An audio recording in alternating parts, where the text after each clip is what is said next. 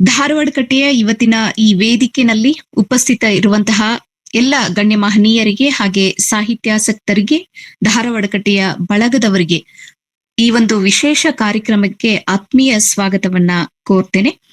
ಧಾರವಾಡ ಕಟ್ಟೆ ಇವತ್ತು ರಾಗಂ ಅವರ ಒಂದು ಕೃತಿಯಾದಂತಹ ಯೋಗಸ್ಥ, ಅದನ್ನ 8 ತಿಂಗಳ ಹಿಂದೆ ಧಾರವಾಡ ಕಟ್ಟೆ ಇದೇ ವೇದಿಕೆನಲ್ಲಿ ಒಂದು ಚರ್ಚೆ ಕೂಡ ಮಾಡಿದಂತಹ ಮಹತ್ವದ ಕೃತಿ.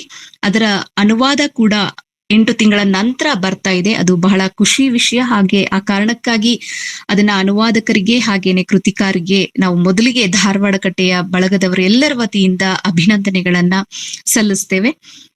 ಅದನ್ನ ಡಾಕ್ಟರ್ ಶ್ರೀಕೀರ್ತಿ ಹಾಗೆ ಶ್ರೀ ಭೀಮರಾವ್ ಕುಲಕರ್ಣಿ ಅವರು ಅದನ್ನ ಅನುವಾದ ಮಾಡಿದ್ದಾರೆ ಕನ್ನಡದಿಂದ ಇಂಗ್ಲಿಷ್ಗೆ.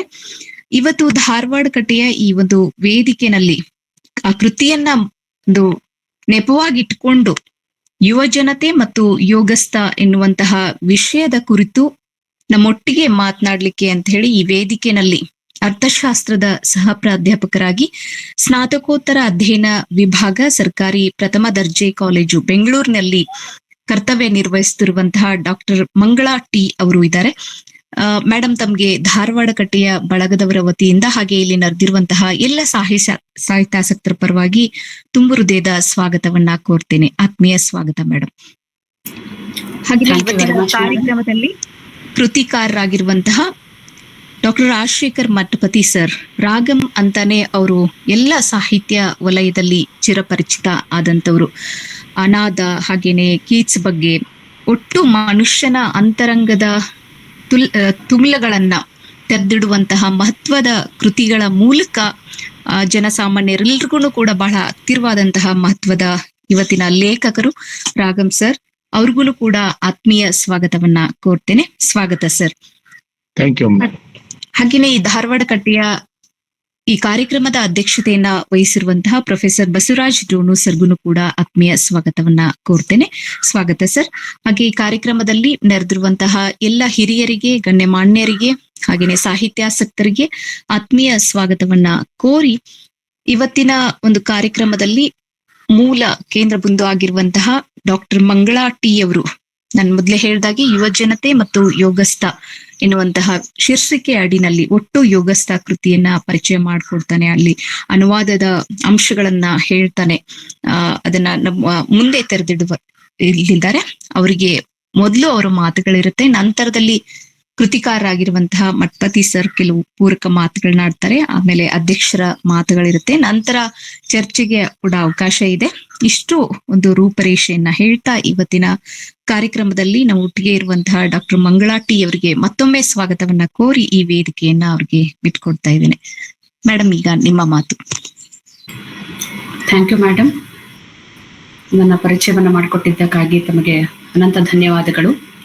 Respected dignitaries, esteemed colleagues, dear friends, audience, and my well-wishers, a very good evening to one and all present here on this virtual platform. Indeed, I'm very grateful to Dharwada Katte for this great opportunity to express, share my views and to listen to the interaction with these great personalities present here in this special lecture series. Today, I'm here with you all to discuss few highlights in the noble work Yogastha, which is highlighting some of the incidences, situations, and experiences which are the great lessons for present youth. Yogastha, originally written in Kannada and translated into English, Hindi, and Telugu languages. It's a great work by Dr. Rajashekar Machapati with the pen name Ragam. It is translated into English by Dr. Sri Kirti and Sri Bhimrao Kulakarni. This book is about the Manoyogi, Jnana Yogi, and Dasoha Yogi, Sri Guru Siddheshwara with the pen name Ragam. This noble work begins with Siddheshwara and it ends with Siddheshwara. This work contains 30 articles on different aspects of the personality of Sri Siddheshwara, his life and teachings, surely lifts any human from worldly chains to the level of sainthood. In today's interaction, I propose to dwell on some anecdotes which have found place in this work. These anecdotes, I strongly argue, do influence the youth a great deal. This influence is the cornerstone of my today's discussion. Dear friends, there is a saying, ಗುರುವಿಲ್ಲದ ಜೀವನ ಗುರಿಯಿಲ್ಲದ ಗಾಳಿಪಟ. ಹಾಗೆಯೇ ಮುಂದೆ ಗುರಿ ಹಿಂದೆ ಗುರು ಇದ್ದರೆ ಎಂತಹ ಕಷ್ಟ ಬಂದರೂ ಆಗುವುದೆಲ್ಲ ಒಳ್ಳೆಯದಕ್ಕೆ ಎಂದುಕೊಂಡು ಧನಾತ್ಮಕ ಚಿಂತನೆಯಿಂದ ಬದುಕು ನಡೆಸಬಹುದು.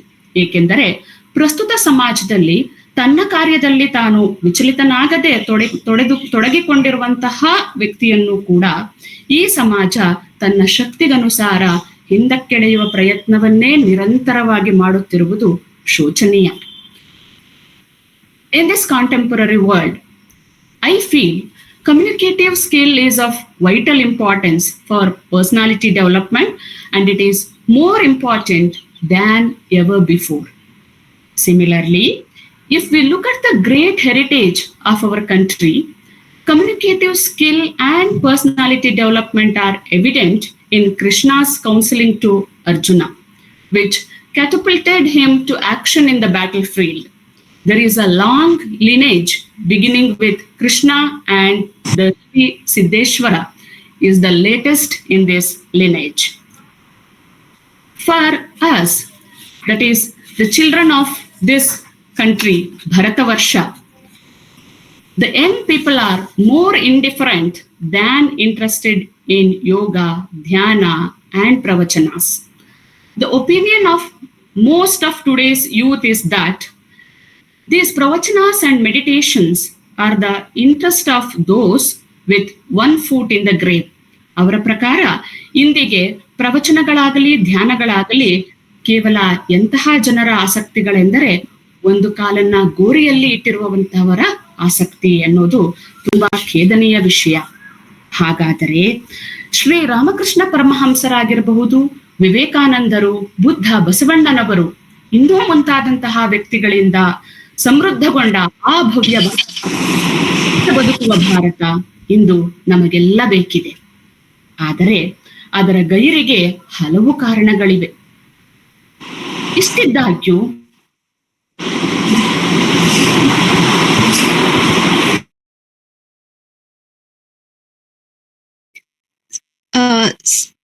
ಮ್ಯಾಮ್ ಸ್ವಲ್ಪ ಮ್ಯೂಟ್ ಆಗಿದೆ, ಒಂಚೂರು unmute.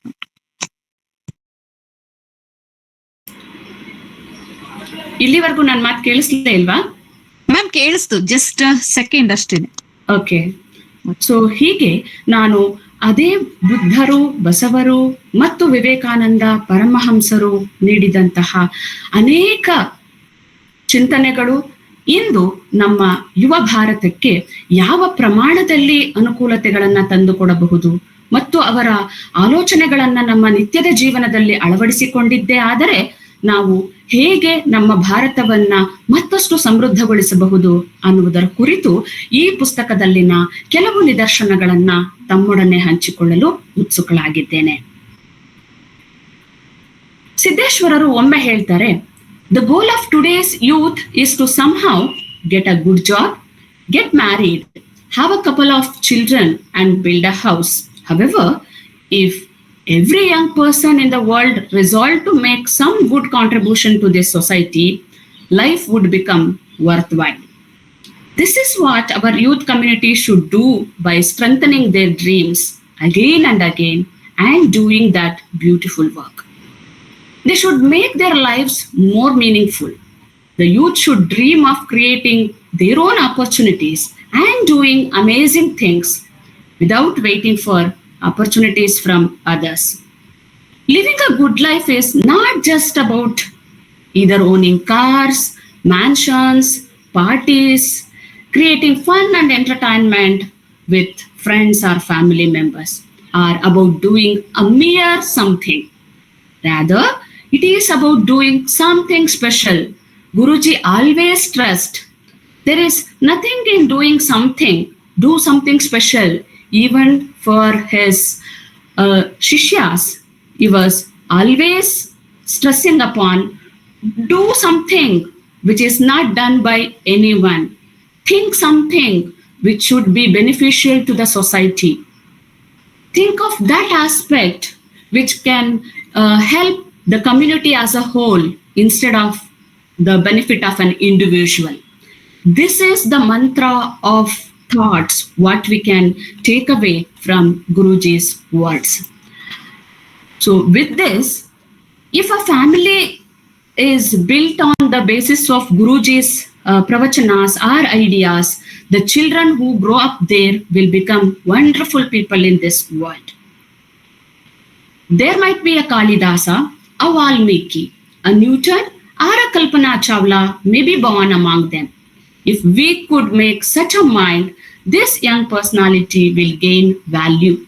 For this, our vision, speech, and intellect will gain value, and that is true achievement according to Guruji. His message is very clear. Plain, mundane life should not be the sole aim of life.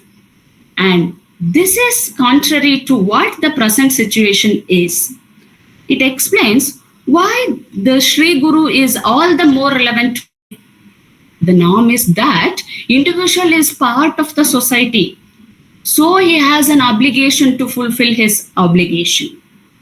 That marks the defining and definitive maxim of meaningful and fruitful life. This is the essence of his message. Of course, this is the essence of his message. In our tradition, there is an emphasis upon purity triad. Purity in action, that we call it as kaya, purity in language, that is vacha, and purity in thought, that is manasa, that is trikarana shuddhi, we call it as trikarana shuddhi. That is real purity in letter and spirit. Here, you get what makes a happy family and in turn a healthy family. This purity triad is emphasized by the Sri Guru beyond all reasonable doubts. This is truly an accomplishment, and Sri Guru has made it his way of life. So, of course, he is a role model for all of us. Sri Siddheshwara, the focus of the Yogastha work, is a Jnana Dasohi. There are 3 types of dasohas, out of which many may have given food and shelter in those 3 types of dasohas, but Jnana Dasoha increases a person's awareness and changes their life. He is not only a lover, but also a worshipper of nature. If you could make out that in his pravachanas and the place where he has chosen, I could hear some of his pravachanas, and I used to discuss these things with a few of my friends and colleagues, that the place which he has chosen for his pravachana is completely surrounded by nature.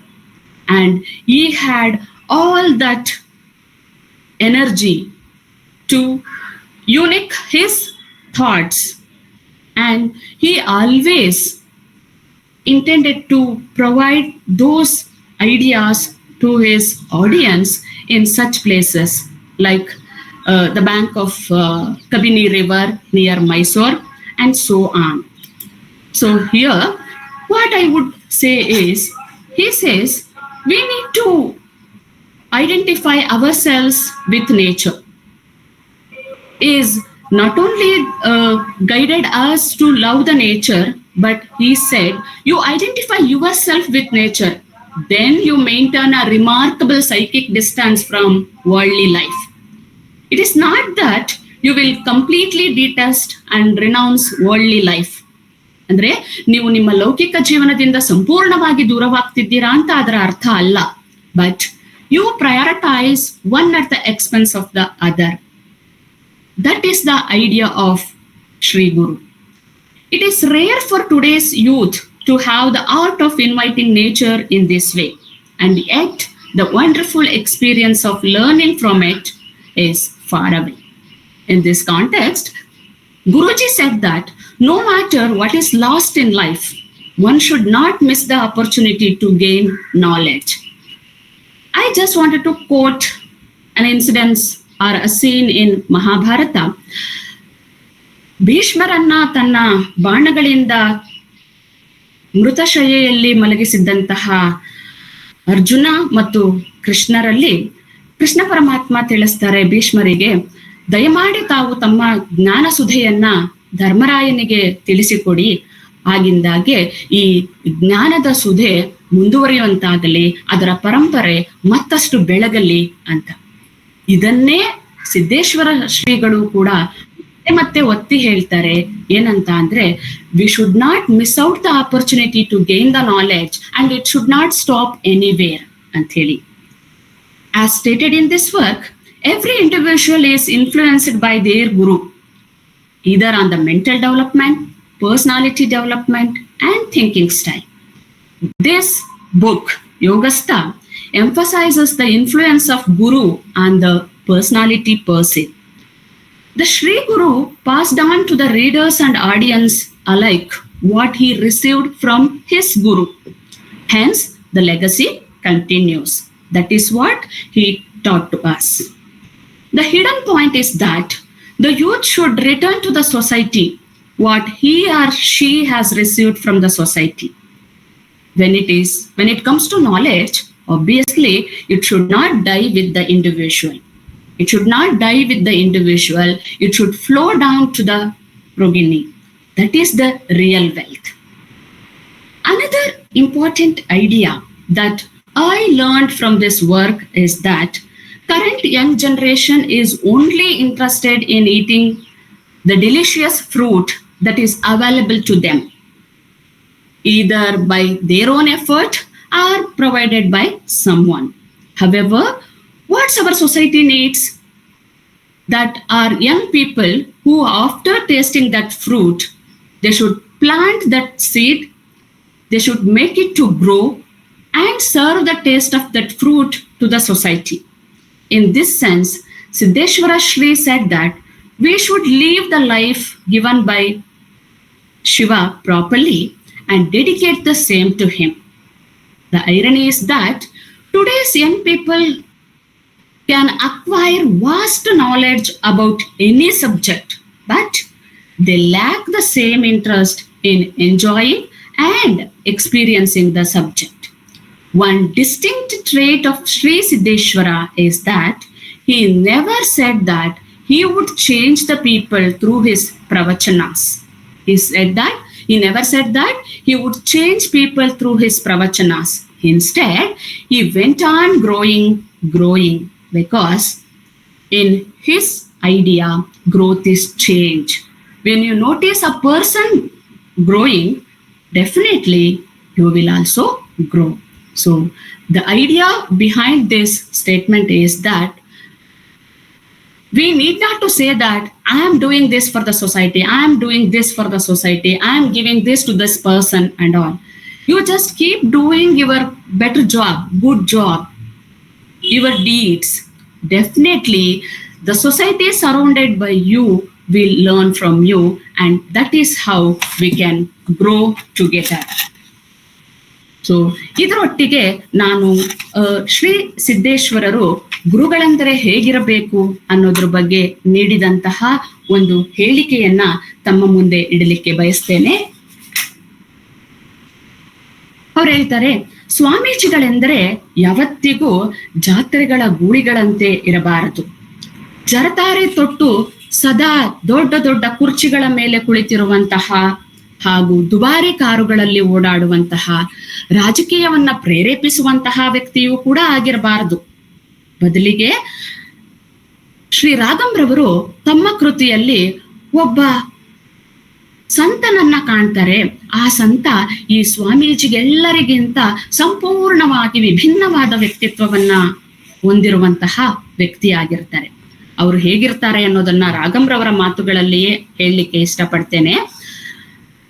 ನಮ್ಮೂರಿನ ಹಳ್ಳದ ಆಚೆ ತೋಟದಲ್ಲಿ ಗುದ್ದಲಿ ಸನಿಕೆ ಹಿಡಿದು ಕೆಲಸದಲ್ಲಿ ನಿರತರಾದಂತಹ ನರಪೇತಲು ಸೋರೆಕಾಯಿಯಂತಹ ತಲೆಯ ದಪ್ಪ ಕನ್ನಡಕದ ಕಾಲು ಮುಟ್ಟಿಸಿಕೊಳ್ಳದ ದಕ್ಷಿಣೆ ಪಡೆಯದ ವ್ಯಕ್ತಿಯನ್ನ ನೋಡಿ ಒಂದು ಕ್ಷಣ ವಿಚಿತ್ರ ಭಾವನೆ ಎನ್ನಿಸಿತು, ನಂಬಲಾಗದ ಸ್ಥಿತಿಯೂ ಅನ್ನಿಸಿತು.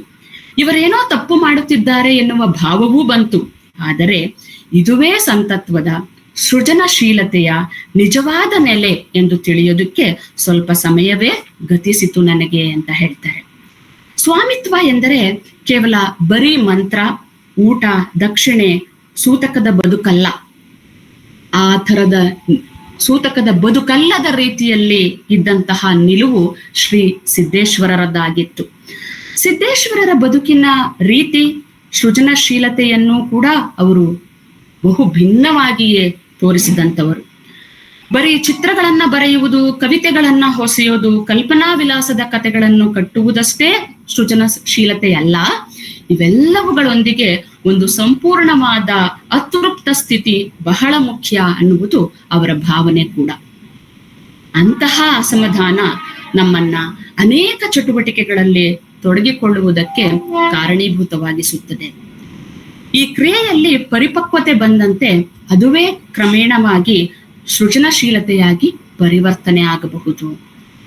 ಸತ್ಯವನ್ನ ಕಂಡುಕೊಳ್ಳೋದಕ್ಕೆ ಮುಂದೊಡಗೂಡುವಿಕೆ ಒಂದೇ ದಾರಿ, ಮತ್ತು ಅದೇ ನಾವು ದೇವರನ್ನ ಕಂಡುಕೊಳ್ಳೋದಕ್ಕೆ ಬಳಸಬೇಕಾದಂತಹ ದಾರಿಯೂ ಕೂಡ ಹೌದು. ಏಕೆಂದರೆ ಶ್ರೀ ಗುರುವಿನ ಅರ್ಥದಲ್ಲಿ ಮತ್ತು ಅವರ ಅಭಿಪ್ರಾಯದಲ್ಲಿ ಸೃಜನಶೀಲ ಸ್ಥಿತಿಯೇ ದೇವರು. ಯಾವುದೇ ಲಾಭದ ಉದ್ದೇಶ ಹಾಗೂ ಸ್ವಾರ್ಥದ ಪ್ರಚೋದನೆ ಇಲ್ಲದೆ ಶ್ರೀಗಳು ನಿರಂತರ ಯಾವುದಾದರೂ ಕ್ರಿಯೆಯಲ್ಲಿ ತೊಡಗಿಕೊಂಡಿರುವುದರೊಂದಿಗೆ ಅವರ ಸುತ್ತಲಿರುವ ನಾವೂ ಕೂಡ ಹಾಗೇ ತೊಡಗುವಂತೆ ಮಾಡುತ್ತಿದ್ದರು ಅನ್ನೋದನ್ನ ರಾಗಂರವರು ತಮ್ಮ ಕೃತಿಯಲ್ಲಿ ತಿಳಿಸ್ತಾ ಹೋಗ್ತಾರೆ. ಇದು ತನ್ನತ ಅರಿಯುವುದೆಂದರೆ, ಮರೆಯುವುದೆಂದರೆ, ಮೀರುವುದೆಂದರೆ ಅಲ್ಲವೇ ಅನ್ನೋದು ಅವರ ವಿಚಾರಧಾರೆ. ಮುಂದುವರಿದು ಹೇಳುತ್ತಾ, in my opinion, Yogastha is not just a memory of the great guru Shri Siddeshwara. Rather, the fruit of the penance of generation of mankind, as disciples remember their gurus, and the present generation has found the Sri Siddeshwara as a great guru. Throughout our lives, we have had an opportunity to know the depth and width of great excitement, great suyoga, and incredible things. This is our fortune. Of course, this is our fortune. This is the only inheritance we can give it to our children by saying that everything else is just a fairy tale. The author Ragam has explained how important a guru is in shaping a person's life. The work brings out another remarkable trait of the Sri Guru and his concern for his students, which is incomparable. Ragam has very clearly brought out this trait by contrasting him with other second or third line guides who lack confidence in their students. The contrasting feature is that the Guru has as much confidence in his students as he has in himself. Of course, to put it differently, if you have confidence in yourself in the first place, then obviously you will have confidence in your students also. Another example which I saw in this book is the undoubted demonstration of the genuine selfless love that the gurus had for their disciples. This can be expressed in the lines of Ragam, because here Ragam is going to speak about his own guru. He says, most gurus were afraid that the naughty guys, the then students, will go to the higher classes and ruin their guru's honor. ಅವ್ರು ಹೇಳ್ತಾ ಇದ್ರು, ನೀವೆಲ್ಲರೂ ಹೈವಾನ್ರಿದ್ದೀರಾ, ಮುಂದಿನ ತರಗತಿಗಳಿಗೆ ಹೋಗಿ ನಮ್ಮ ಮಾನ ಕಳೀತೀರಾ ಅಂತ. But he was the only guru. There was the only guru. He was Sri Jamadar, the only one who didn't make fun of his students at any time. And often he proudly saying that our boys are like Sri Siddeshwara Swami. They are so amazing. Please do watch them. They make history. They make history. He used to put his hands on the shoulders of their disciples with pride and calling them as friends. ಎಂತಹ ಹೆಮ್ಮೆಯ ಕ್ಷಣ. The youth of that generation who grew up with such teachers are indeed virtuous. As the seed, so is the crop. ಬಿತ್ತಿದಂತೆ ಬೆಳೆ. So the adage goes.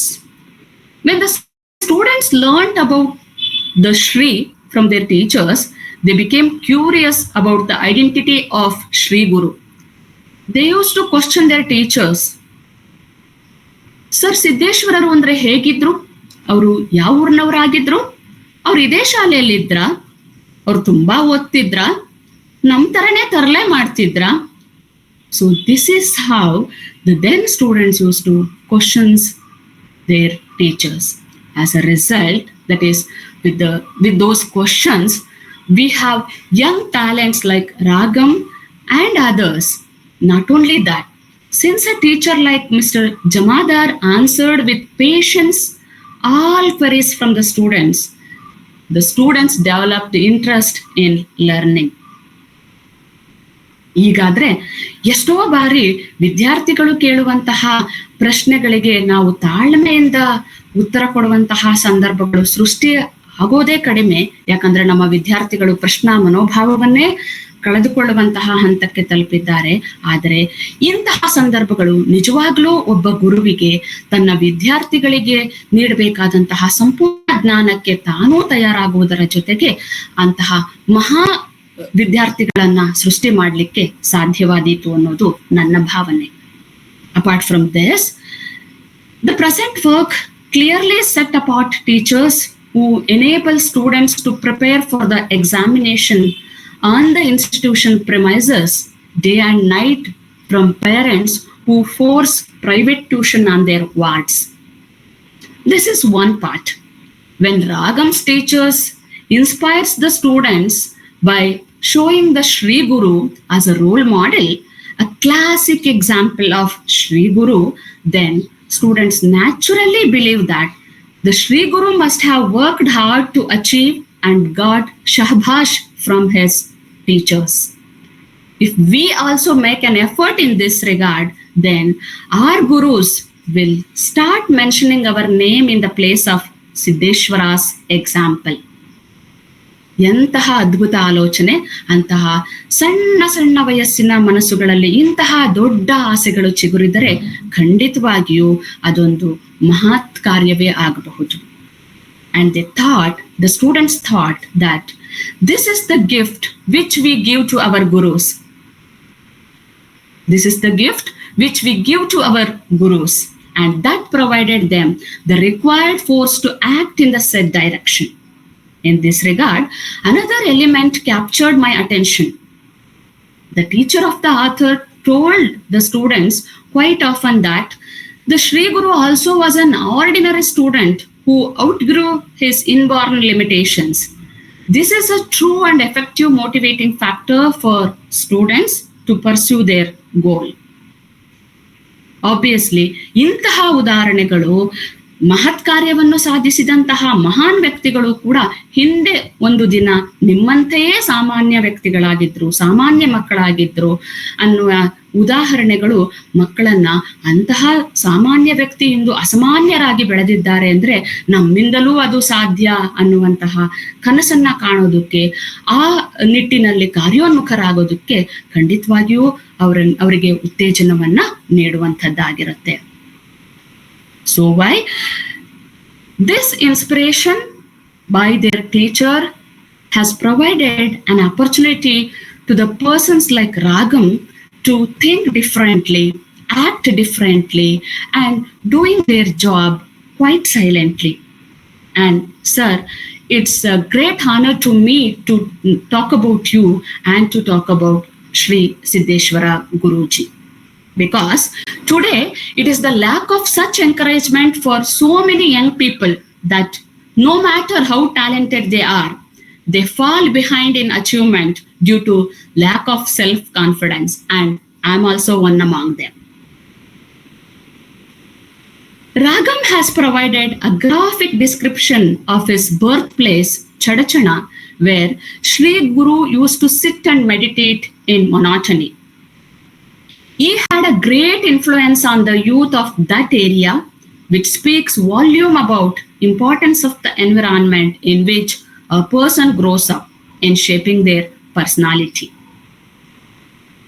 The enchantment ambience enveloping Shankaralingana Gudi and its surroundings, the old well and the two banyan trees that are as wide as an acre, all that serene ambience of the place must have inspired the Sri Guru to focus on meditation. Definitely, the environment surrounded by any child, any youth, any person for that matter, will have greater influence on their personality. Ragam has devoted a whole chapter eulogized the greatness of Sri Mallikarjuna Mahaswami, the Guru of Sri Siddheshwara. Here I am talking about the teacher of Sri Guru Siddheshwara by name Sri Mallikarjuna Mahaswami. The farmer developed a good deal of confidence on his student after listening to his discourses. Mallikarjuna ಮಹಾಸ್ವಾಮಿಗಳು ತಮ್ಮ ಶಿಷ್ಯನ ಪ್ರವಚನಗಳನ್ನ ಕೇಳಿದ ನಂತರ ಖಂಡಿತವಾಗಿಯೂ ಅವರಿಗೆ ಮನತುಂಬಿ ಬಂದಿರುತ್ತೆ. ಅವರಿಗೆ ತುಂಬಾ ಉತ್ಸಾಹ ಮತ್ತು ಹೆಮ್ಮೆಯೂ ಕೂಡ ತಮ್ಮ ಶಿಷ್ಯನ ಬಗ್ಗೆ ಆಗಿರ್ಲಿಕ್ಕೆ ಸಾಕು. Because Shri Siddeshwara has continued the legacy of his Guru Mallikarjuna Mahaswami. One young mind came under the influence of Sri Siddheshwara's sermons from his early schooling days. He documented his own good work to the society every day in his well-maintained diary. I hope many of the audience, including myself, had an opportunity to write Dinakkondu Olleya Kelasa in our school days. Right? And we used to get it signed by our class teachers. And with that work, if you believe, Ragam sir has created history by publishing this Yogastha with the tagline from worldly to saintly. He documented his one good work every day in that particular diary. His work didn't stop there only. He well maintained it, which he used to review at the end of every academic year as a guide to devise future plans. The result of that work is from worldly to saintly. This means that if today's youth receive the influence and advice of such mentors at the right time, they can create wonders. And that is the need of the day. Shri M.R. Jagirdar, who hails from Ragam's hometown only. Jagirdar was a great educationist who contributed to the growth of many English teachers, which enriched the field of education today with his free English classes at that time. Ragam was influenced by such great teachers. Even Simpi Lingana, a freedom fighter, was also from the same hometown. Sri Siddheshwara educated the youths of Easter years, quoting lives and achievements of thinkers such as Socrates, Sir Jagadish Chandra Bose, Tilak, Tagore, Karl Marx, Vivekananda, Napoleon, Gandhi, and from all over the world. That shows that the pool of knowledge which Sri Siddheshwara Guruji had was immense. The youth began to understand that it is their intellectual hunger that drives them to explore and be more active than their physical hunger, because physical appetite is restricted to meal plate only, whereas intellectual appetite is global. ನಮ್ಮ ಭೌತಿಕ ಹಸಿವು ಕೇವಲ ಊಟದ ತಟ್ಟೆಗಷ್ಟೇ ಸೀಮಿತ, ಆದರೆ ಜ್ಞಾನದ ಹಸಿವು ನಮ್ಮನ್ನ ಜಾಗತಿಕ ಮಟ್ಟಕ್ಕೆ ಕೊಂಡೊಯ್ಯುತ್ತದೆ ಎನ್ನುವುದು ಇದರ ಭಾವಾರ್ಥ ಕೂಡ.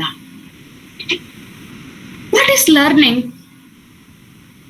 Sri Guru has explained it in a very beautiful manner. According to Sri Siddeshwara Guruji, he said that reading letters is not just reading. Rather, the Guru taught that real reading is understanding of thoughts and comprehending the essence of what a book tells is genuine reading. So we shouldn't read only for our time pass or to have to listen to only good stories. Instead, we have to think upon understanding the thoughts behind the reading and comprehending the essence of that particular work, article, or the book. That is called as genuine reading according to Sri Guru. His words to youth about reading is that the path of discovery to find the root cause of everything still resonate with young people today. This message from the Sri is a universal truth even today we can look upon. ಸಾಹಿತ್ಯದ ವಿಷಯಕ್ಕೆ ಬಂದ್ರೆ ಅವರು ಬರಹ ಮತ್ತು ಸಾಹಿತ್ಯ ಅನ್ನೋದು ಏಕಮುಖಿ ಅಲ್ಲ ಅಂತ ಯಾವಾಗ್ಲೂ ತಿಳಿಸ್ತಾ ಇದ್ರು. ಅವರ ಪ್ರಕಾರ ಸಾಹಿತ್ಯ ಎನ್ನುವುದು ಅಥವಾ ಬರಹ ಎನ್ನುವುದು ಎರಡು ಮನಸ್ಸುಗಳ ಸುಂದರ ಸಮಾವಿಷ್ಟತೆ. ಅಲ್ಲಿ ಒಂದು ಹೇಳೋ ಮನಸ್ಸಿರುತ್ತೆ, ಮತ್ತೊಂದು ಕೇಳೋ ಮನಸ್ಸು. ಒಂದು ಹಾಡೋ ಧ್ವನಿ ಇದ್ರೆ ಇನ್ನೊಂದು ಹಾಡಿಸೋ ಧ್ವನಿ. ಹಾಡಿ ಹಾಡಿ ಹೇಗೆ ಧ್ವನಿ ದಣಿಯಬಾರದೋ ಹಾಗೆ ಹಾಡಿಸಿ ಹರಸುವಂತವರೂ ಕೂಡ ದಣಿಯಬಾರದು ಅನ್ನುವುದು ಇವರ ಹೇಳಿಕೆ ಆಗಿತ್ತು. ಹಾಡುವಂತಹ ವ್ಯಕ್ತಿ ಎಷ್ಟು ಸುಂದರವಾಗಿ ಹಾಡಬೇಕು ಅಂದ್ರೆ ಅವ್ರು ಹೇಳ್ತಾ ಇದ್ರು, ಅರ್ಪಣೆ ಅನ್ನುವಂತಹ ರಾಗಂರವರ ಕಾವ್ಯ ಸಂಕಲನದ ಬಿಡುಗಡೆಯ ಸಮಾರಂಭದಲ್ಲಿ ಅವರು ಮಾತಾಡ್ತಾ ಹೇಳ್ತಾರೆ, ಹಾಡುವವ ಎಷ್ಟು ಸುಂದರವಾಗಿ ಹಾಡ್ಬೇಕು ಅಂದ್ರ ರಾಜಶೇಖರನ ರೀತಿಯಲ್ಲಿ, ರಾಗಂ ರೀತಿಯಲ್ಲಿ ಸುಂದರವಾಗಿ ಹಾಡ್ಬೇಕು. ಎಷ್ಟು ಮಸ್ತಾಗಿ ಹಾಡ್ಬೇಕು ಅಂದ್ರ ಆ ಹಾಡಿನೊಳಗ ಮರೆತು ಮೈ ಮರೆತು ನಿಮ್ಮೆಲ್ಲರ ಮಾತನ್ನ ಅವನು ಕೇಳಕ್ಕಾನ ಅಂತ ನಿಮಗೆ ಅನ್ನಿಸಬೇಕು. ನಿಮ್ಮ ಆಸರಕಿ ಬ್ಯಾಸರಕಿ ಕೂಡ ಮರೆತು ಈ ಹಾಡಿನಲ್ಲಿ ಹಾಡಾಗಿ ಉಳಿದಬೇಕು. ಹಾಡಿದೊಡೆ ಎನ್ನೊಡೆಯನ ಹಾಡುವೆ ಅಂತ ಹೇಳಿಲ್ಲೇನು ಶರಣರು? ಎನ್ನ ಕಾಯವ ದಂಡಿಗೆಯ ಮಾಡಯ್ಯ ಅನ್ನಲಿಲ್ಲೇನು? ಶ್ರೋತೃಗಳನ್ನ ಮಂತ್ರಮುಗ್ಧರನ್ನಾಗಿಸ್ತಾ ಇದ್ದಿದ್ದು ಶ್ರೀ ಗುರುಗಳ ಮಾತಿನ ವೈಖರಿ.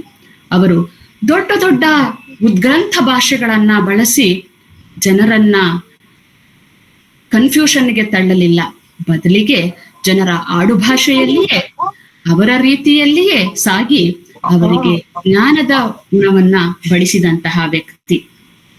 ವ್ಯಾಸ, ಕಾಳಿದಾಸರು, ವರ್ಡ್ಸ್ವರ್ತ್ ಎಲ್ಲರೂ ಕೂಡ ಹೀಗೆ ಹಾಡಿದರು ಎನ್ನುವುದು ಅವರ ಹೇಳಿಕೆ. ನೀವು ಹಾಡಿಸಿದ್ರಿ, ಇಂದು ಪುರಸ್ಕಾರಗಳಿಂದ ಅವರನ್ನ ಗೌರವಿಸಿದ್ರಿ, ಹಾಗೆ ರಾಗಂ ಮುಖಾಂತರನು ಕೂಡ ನೀವು ಹಾಡಿದ್ರಿ.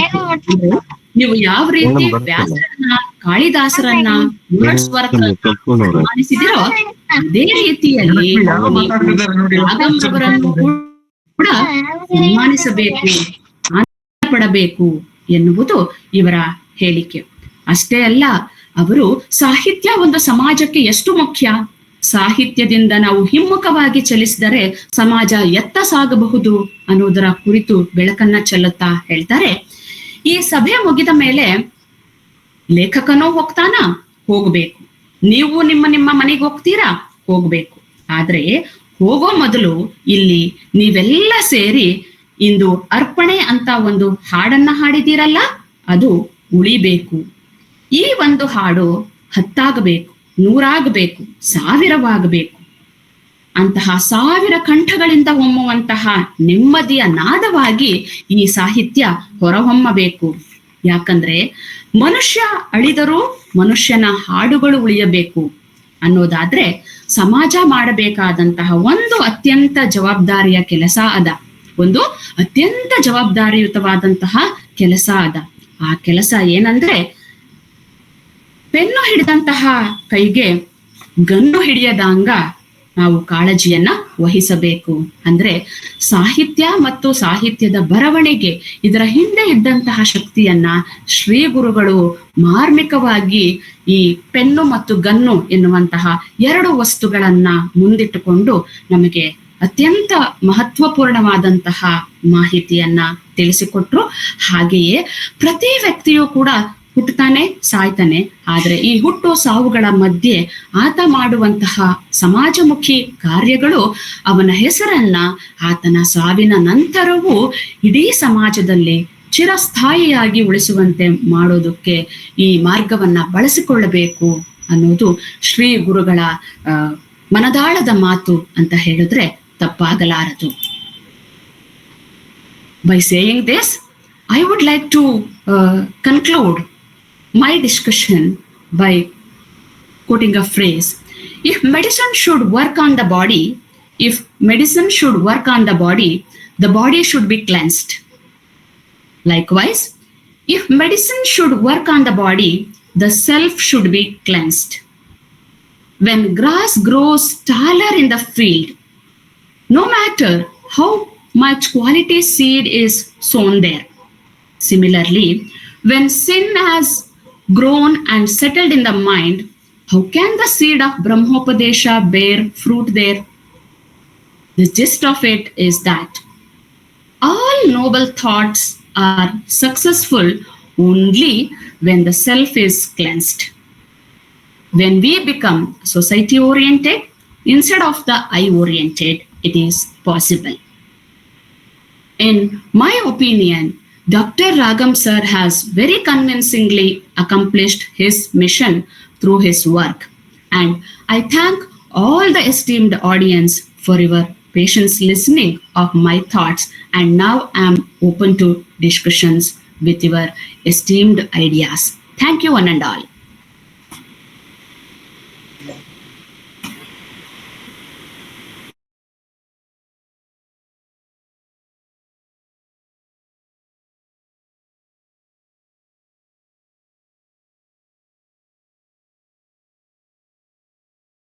ಹಲೋ ಮ್ಯಾಮ್, ಧನ್ಯವಾದಗಳು.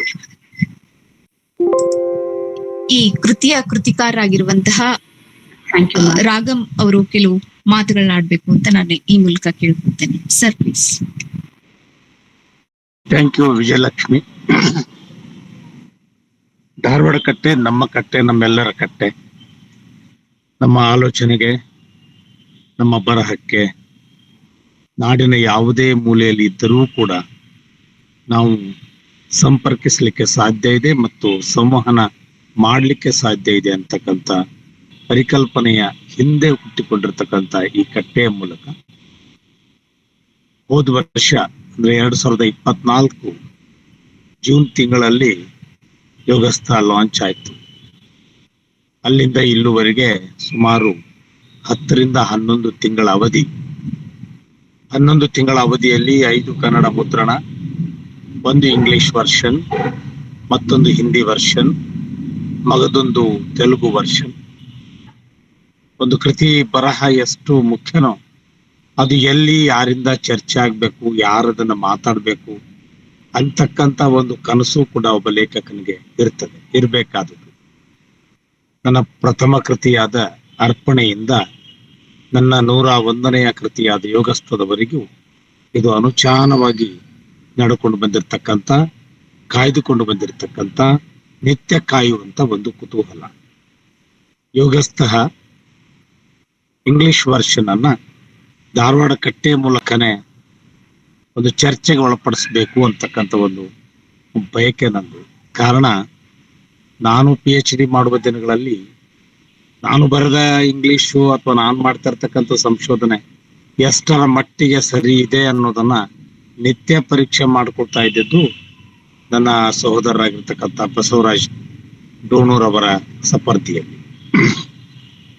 ಬಹುತೇಕ ನಾನು ಅವರು ಜೊತೆಯಾಗಿ ಮಾಡದೇ ಇರ್ತಕ್ಕಂಥ, ಆರಂಭಿಸದೇ ಇರ್ತಕ್ಕಂಥ ಯಾವ ಯೋಜನೆಗಳು ಇಲ್ಲ.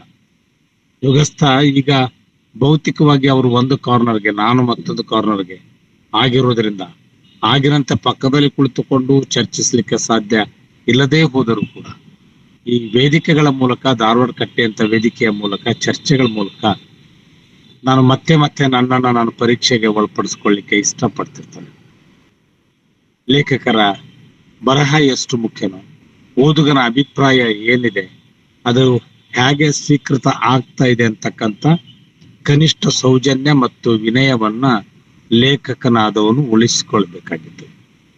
ನನಗೆ ಇವತ್ತು ಪ್ರೊಫೆಸರ್ ಮಂಗಲ ಅವರು ಮಾತಾಡಿದ್ದು 2 ಕಾರಣಕ್ಕೆ ಬಹಳ ಮುಖ್ಯ ಆಗ್ತದೆ. ಬೆಂಗಳೂರಿನಂತ ನಗರದಲ್ಲಿ ಎಲ್ಲೋ ಒಂದು ರೀತಿಯ ಶುಷ್ಕತೆ, ಆಧ್ಯಾತ್ಮಿಕ ಶೂನ್ಯತೆ, ಭೌತಿಕ ಜಾಗರಣೆ, ಈ ತರ ಎಲ್ಲ ಒಂದು ಕಲಸು ಮೇಲೋಗರದ ಸಂದರ್ಭ ಇದು. ಇಂಥಲ್ಲಿ ಏನಾದರೂ ಸಿಗ್ತದ ಅಂತ ಹುಡುಕಾಡ್ತಾ ಇರ್ತದೆ. ಈ ಮಧ್ಯದಲ್ಲಿ ಸಿಕ್ಕವರು ಪ್ರೊಫೆಸರ್ ಮಂಗಲ ಅವರು. ಈ ಸಂದರ್ಭದಲ್ಲಿ ನಾನು ನಮ್ಮ ವಿಜಯನಗರ ಕಾಲೇಜಿನ ಕನ್ನಡ ವಿಭಾಗದ ಪ್ರೊಫೆಸರ್ ದೇವಿಕಾ ಅವರನ್ನ ತುಂಬಾ ಪ್ರೀತಿಯಿಂದ, ಗೌರವದಿಂದ ಸ್ಮರಿಸಿಕೊಳ್ಳಿಕ್ಕೆ ಇಷ್ಟಪಡ್ತೇನೆ. ಯಾಕಂದ್ರೆ ಬರಹಗಾರ ಬರೆದು ಬಿಡ್ಬೋದು, ಆದ್ರೆ ಬರಹವನ್ನ ಮುಟ್ಟಿಸುವ ಸಾವಿರಾರು ಸಾಧ್ಯತೆಗಳನ್ನ ಓದುಗ ಮತ್ತು ಬೇರೆ ಯಾರಾದ್ರೂ ಮಾಡಿದ್ರೆ ಬಹಳ ಚೆನ್ನಾಗಿ. ಯಾಕಂದ್ರೆ ಲೇಖಕನೇ ಅದನ್ನ ಮಾಡ್ಲಿಕ್ಕೆ ಆಗೋದಿಲ್ಲ. ಒಂದು ವೇಳೆ ಅದನ್ನ ಆತ ಮಾಡ್ತಾ ಹೋಗ್ಬಿಟ್ರೆ ಬರಹಗಾರ ಎಲ್ಲೋ ಒಂದು ರೀತಿಯ ಡಿಸ್ಟರ್ಬೆನ್ಸ್ಗೆ ಒಳಗಾಗ್ತದೆ. ಆದ್ರೆ ಬೆಂಗಳೂರಿನ ಕೇಂದ್ರ ಸ್ಥಾನದಲ್ಲಿ ನಿಂತ್ಕೊಂಡು ಪುಸ್ತಕವನ್ನ, ಇಂಗ್ಲಿಷ್ ವರ್ಷನ್ ಅನ್ನ, ಹಿಂದಿ ವರ್ಷನ್ ಅನ್ನ, ತೆಲುಗು ವರ್ಷನ್ ಅನ್ನ ಬೇರೆ ಬೇರೆ ಕಡೆ ನಾವು ಕೊಟ್ಟಿವಿ. ಅದಕ್ಕೊಂದು ಚಾಲನೆಯನ್ನ ಬೇರೆ ಬೇರೆಯವರ ಕೈಗಳಿಂದಲೂ ಕೂಡ ಬೇರೆ ಬೇರೆ ವೇದಿಕೆಗಳ ಮೂಲಕ ಕೊಡಿಸ್ಲಿಕ್ಕೆ ಪ್ರಯತ್ನ ಮಾಡಿದ್ವಿ. ಇವತ್ತು ಇಂಗ್ಲಿಷ್ ಯೋಗಸ್ಥ ಕೃತಿಯ ಇಂಗ್ಲಿಷ್ ವರ್ಷನ್ ಅನ್ನ ಆ ರೀತಿಯ ಒಂದು ಚರ್ಚೆಗೆ ಒಳಪಡಿಸ್ತಕ್ಕಂತ ಅವಕಾಶಕ್ಕಾಗಿ, ಸಂದರ್ಭಕ್ಕಾಗಿ ಡಾಕ್ಟರ್ ಮಂಗಲ ಅವ್ರನ್ನ ಕೇಳ್ಕೊಂಡಾಗ ಅವರು ಒಪ್ಪಿಕೊಂಡು ಕನಿಷ್ಠ ಸುಮಾರು 1 ತಿಂಗಳ ಹಿಂದೆ ಅದಕ್ಕೆ ಅವರು ಸಿದ್ಧರಾಗಿದ್ರು. ಆದ್ರೆ ನಮ್ಮ ಬೇರೆ ಬೇರೆ ಪ್ರೋಗ್ರಾಮ್ಸ್ ಶೆಡ್ಯೂಲ್ ಆಗಿರೋದ್ರಿಂದ ಅದು ಸ್ವಲ್ಪ ತಡವಾಗಿ ಆಯ್ತು. ಆದ್ರೆ ನನಗೆ ಖುಷಿ ಆಯ್ತು, ಒಂದು ಭಿನ್ನವಾದ ಟೆಕ್ಸ್ಟ್ ಅನ್ನ ಇವತ್ತು ನಾನು ಕೇಳ್ತಾ ಇದ್ದೆ. ಮಂಗಲ ಅವರನ್ನ ನಾವು ನೋಡ್ತೀವಿ, ಬರ್ತಾರೆ, ಕೂತ್ಕೊಂತಾರೆ, ಒಂದು ಶರೀರ, ಇಟ್ ಕಮ್ಸ್ ಅಂಡ್ ಹೋಗ್ತಾರೆ. ಆದ್ರೆ ಅವ್ರ ಒಳಗಡೆ ಒಂದು ಈ ತರದ ಮನೋಭೂಮಿಕೆ ಇದೆ ಮತ್ತು ಸ್ವಲ್ಪ ಮೆಟಾಫಿಸಿಕಲ್ ಆಗಿರ್ತಕ್ಕಂಥ ಸಾಹಿತ್ಯವನ್ನ ಗಮನಿಸ್ತಕ್ಕಂಥ ಮತ್ತು ಅಷ್ಟೇ ಗಂಭೀರವಾಗಿ ಒಪ್ಪಿಸ್ತಕ್ಕಂಥ ಕೆಲವು ಸಾಧ್ಯತೆಗಳು ಇಂಥವರಿಂದ ಇದಾವೆ ಅಂತಕ್ಕಂಥ ಒಂದು ಹೊಳಗು ನನಗೆ ಸಿಕ್ತು.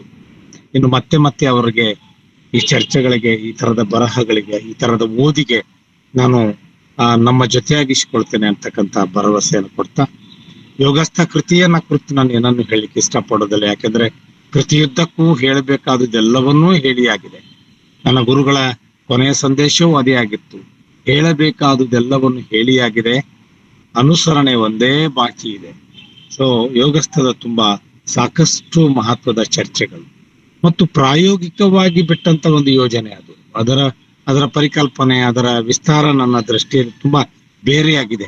ನೋಡೋಣ ಯಾವ ರೀತಿ ಇದು ಸ್ವೀಕೃತಿ ಆಗ್ತದೆ ಅನ್ನುವ ಒಂದು ಸಣ್ಣ ಕುತೂಹಲವನ್ನು ಇಟ್ಕೊಂಡು ನಾನು ಯೋಗಸ್ಥ 280 ಪುಟಗಳ ಒಂದು ಪುಸ್ತಕವನ್ನ ಹೊರಗಡೆ ತಂದೆ. ಆದ್ರೆ ಒಂದು ಸ್ಪಷ್ಟ ಆಯ್ತು ಇದರಿಂದ. ಏನಂದ್ರೆ ಹೊರಗೆ ಕಾಣಿಸುವುದೆಲ್ಲವೂ ಸುಳ್ಳು, ಒಳಗಡೆ ನಮ್ಮೆಲ್ಲರಲ್ಲಿಯೂ ಒಂದು ಅದ್ಭುತವಾದ ವರತೆ ಇದೆ, ನಿರೀಕ್ಷೆ ಇದೆ. ಭಿನ್ನ ಭಾರತವನ್ನ, ಭಿನ್ನ ಸಂಸ್ಕೃತಿಯನ್ನ, ಹೊಸದಾಗಿ ನಮ್ಮನ್ನ ನಾವು ಮುರಿದು ಕಟ್ಟಿಕೊಳ್ಳುವಿಕೆಯ ಹಸಿವನ್ನ ನಾವು ಇನ್ನೂ ನಮ್ಮೊಳಗೆ ಉಳಿಸಿಕೊಂಡಿದ್ದೀವಿ ಮತ್ತು ಅದರತ್ತ ನಡಿತೀವಿ ಅಂತಕ್ಕಂಥ ಒಂದು ಭರವಸೆ ನನಗೆ ಯೋಗಸ್ಥ ಕೃತಿಯಿಂದ ಸಿಕ್ಕಿದೆ. ಅದಕ್ಕೆ ಕಾರಣರಾದವರು ಧಾರವಾಡ ಕಟ್ಟೆ ಅಂತ ಇಂಥ 100 ವೇದಿಕೆಗಳು. ಇವತ್ತಿನ ಈ ಕಾರ್ಯಕ್ರಮವನ್ನು ನೋಡಿದ್ರೆ ಇದು 22ನೇ ಕಾರ್ಯಕ್ರಮ. ಯೋಗಸ್ಥ ಬಂದ ಮೇಲೆ ನಡೀತಾ ಇರುವ 22ನೇ ಕಾರ್ಯಕ್ರಮ, 16 ವೇದಿಕೆಯ ಕಾರ್ಯಕ್ರಮಗಳು ಮತ್ತು ಹೀಗೆ ಆನ್ಲೈನ್ ಚರ್ಚೆಗಳು ಸೇರಿ 22ನೇ ಕಾರ್ಯಕ್ರಮ. ಸೊ ಇಂಥ ಒಂದು ಕೃತಿಯನ್ನ ನಾನು ನಿಮ್ಮೆಲ್ಲರೊಂದಿಗೆ ಸೇರಿಕೊಂಡು ಅದರ ಚರ್ಚೆಯನ್ನ ಕೇಳತಕ್ಕಂಥ ಅವಕಾಶ ನನಗೆ ಸಿಕ್ಕಿದೆ. ಬಹಳ ಸಮರ್ಥವಾಗಿ ಅವರು ಮಾತಾಡಿದ್ದಾರೆ. ಎಷ್ಟು ಚೆನ್ನಾಗಿ ಮಾತಾಡಿದ್ದಾರೆ ಅಂದ್ರೆ ಸಹಜವಾಗಿ ನಮ್ಗೆ ಅನಿಸ್ತದೆ, ನಮ್ಮ ಕಾಲೇಜ್ನಲ್ಲಿ ಅಥವಾ ನಮ್ಮ ಸಾಮಾಜಿಕತೆಯಲ್ಲಿ ನೋಡುವಾಗ ಇವ್ರಿಗೆ ಏನಾದ್ರೂ ಈ ಸಿಂಚನ ಇದೆಯಾ, ಏನಾದ್ರೂ ನಿರೀಕ್ಷೆ ಇದೆಯಾ, ಈ ತರ ರೀಡಿಂಗ್ ಮಾಡ್ಲಿಕ್ಕೆ ಸಾಧ್ಯ ಇದೆಯಾ? ಇಲ್ಲ, ತುಂಬಾ ಚೆನ್ನಾಗಿ ಅವರು ಮಾಡ್ಲಿಕ್ಕೆ ಸಾಧ್ಯ ಇದೆ. ಮತ್ತು ಅವರ ಓದಿನ ವಿಸ್ತಾರ ಸಿಗ್ತಾ ಇತ್ತು ನನಗೆ. ಎಷ್ಟು ವಿಸ್ತೃತವಾಗಿ ಅವ್ರು ಓದನ್ನ ಇಟ್ಕೊಂಡಿದ್ದಾರೆ ಅಂತ. ಯಾಕಂದ್ರೆ ಅರ್ಥಶಾಸ್ತ್ರ ವಿಭಾಗದ ಒಬ್ಬ ಮಹಿಳೆ ಇಷ್ಟು ಚೆನ್ನಾಗಿ, ನಾನು ಇಂಡಿಯನ್ ಕಲ್ಚರ್ ಅನ್ನ ಓದ್ತಿರ್ಬೇಕಾದ್ರೆ ನನಗೆ ಅನೇಕ ಸಾರಿ ಅನಿಸೋದು, ಸಮಕಾಲೀನ ಯಾವುದೇ ಬರಹಕಾರಿಗಿಂತಲೂ ಅಮರ್ತ್ಯ ಸೇನರ ಕೆಲವು ಬರಹಗಳು ಬಹಳ ಈ ಈ ತರ ಒಂದು ಇಂಟರ್ ಡಿಸಿಪ್ಲಿನರಿ ರೀಡಿಂಗ್ ಅದು ಏನಿದೆಯಲ್ಲ, ಅದು ನಮ್ಮನ್ನ ಬೇರೆ ತರನಾಗಿ ವಸ್ತುವನ್ನ ಗ್ರಹಿಸಲಿಕ್ಕೆ ಅವಕಾಶ ಮಾಡಿಕೊಡ್ತದೆ.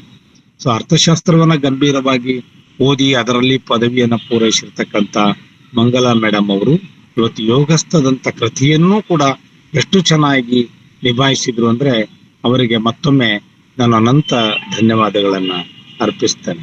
ನನ್ನೊಂದಿಗೆ ಸಹೋದರವಾದ ಬಸವರಾಜ್ ಡೋಣೂರ್ ಅವರು ಈ ಕಟ್ಟೆಯ ಅಷ್ಟೇ ಅಲ್ಲ, ನನ್ನ ಬರಹದ, ನನ್ನ ವ್ಯಕ್ತಿತ್ವದ ಅನೇಕ ಮಜಲುಗಳಲ್ಲಿ ಜೊತೆಯಾಗಿದ್ದವರು.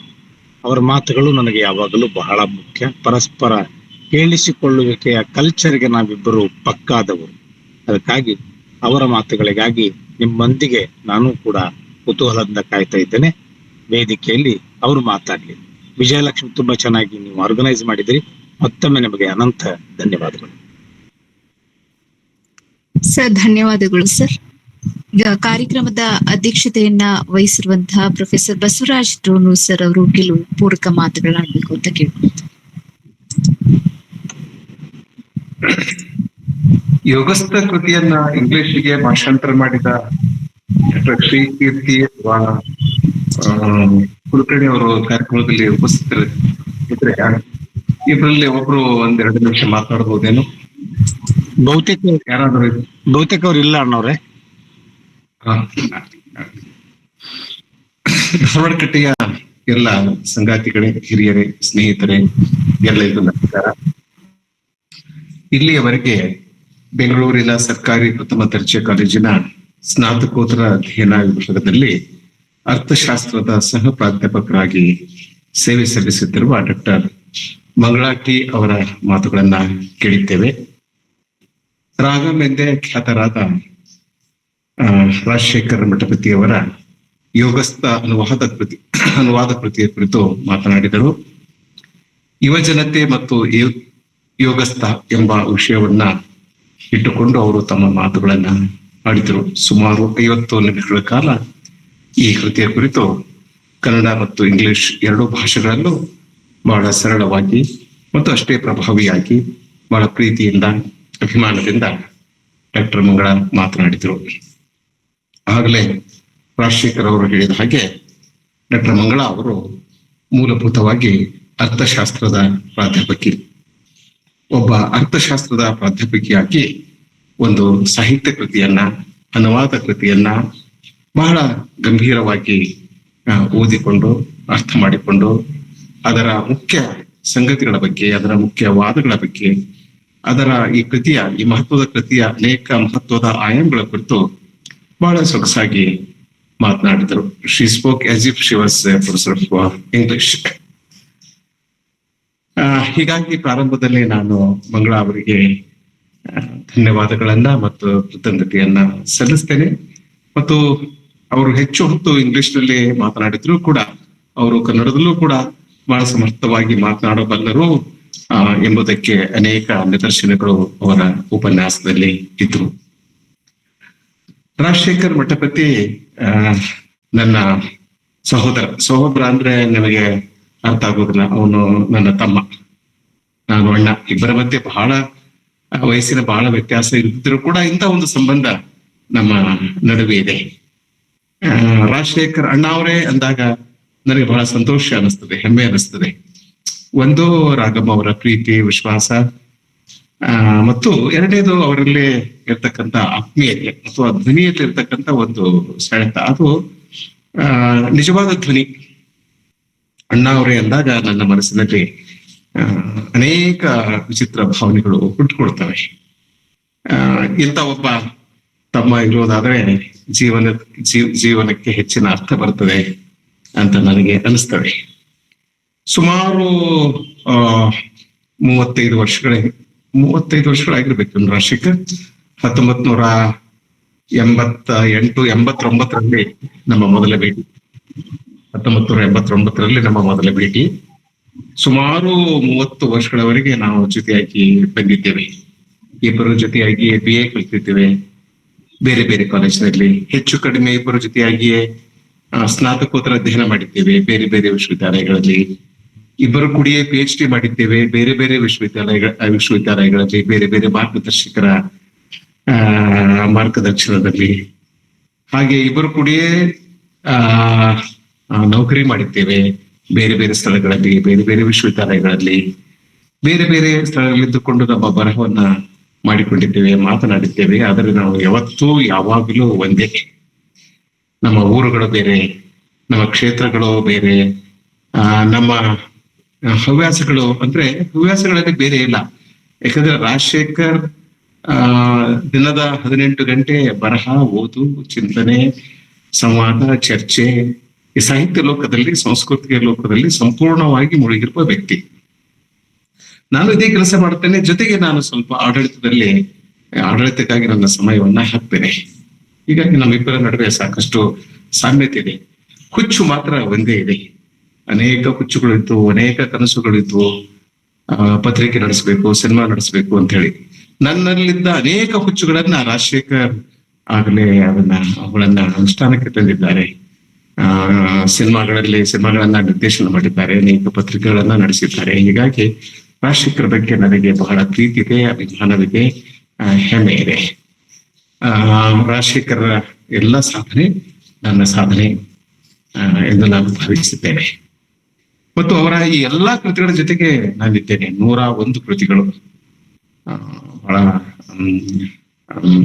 ಕೇವಲ ಸಂಖ್ಯೆಯಲ್ಲಿ 101 ಕೃತಿಗಳು ಎಂದು ನಾನು ಹೇಳುವುದಿಲ್ಲ.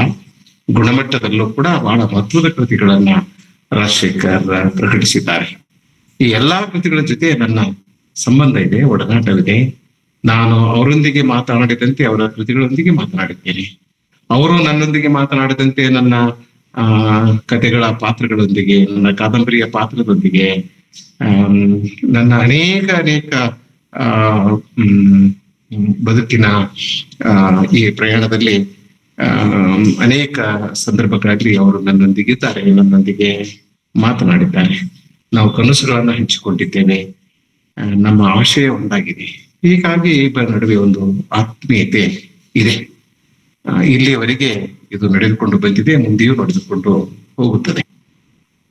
ಈಗ ಅವರ ಕೃತಿಗಳ ಬಗ್ಗೆ ಒಂದೆರಡು ಮಾತು, ಆಮೇಲೆ ಯೋಗಸ್ಥದ ಬಗೆಗೆ ಒಂದೆರಡು ಮಾತನ್ನ ಹೇಳಬಹುದು ಅಂತ ನಾನು ಅಂದ್ಕೊಂಡಿದ್ದೇನೆ.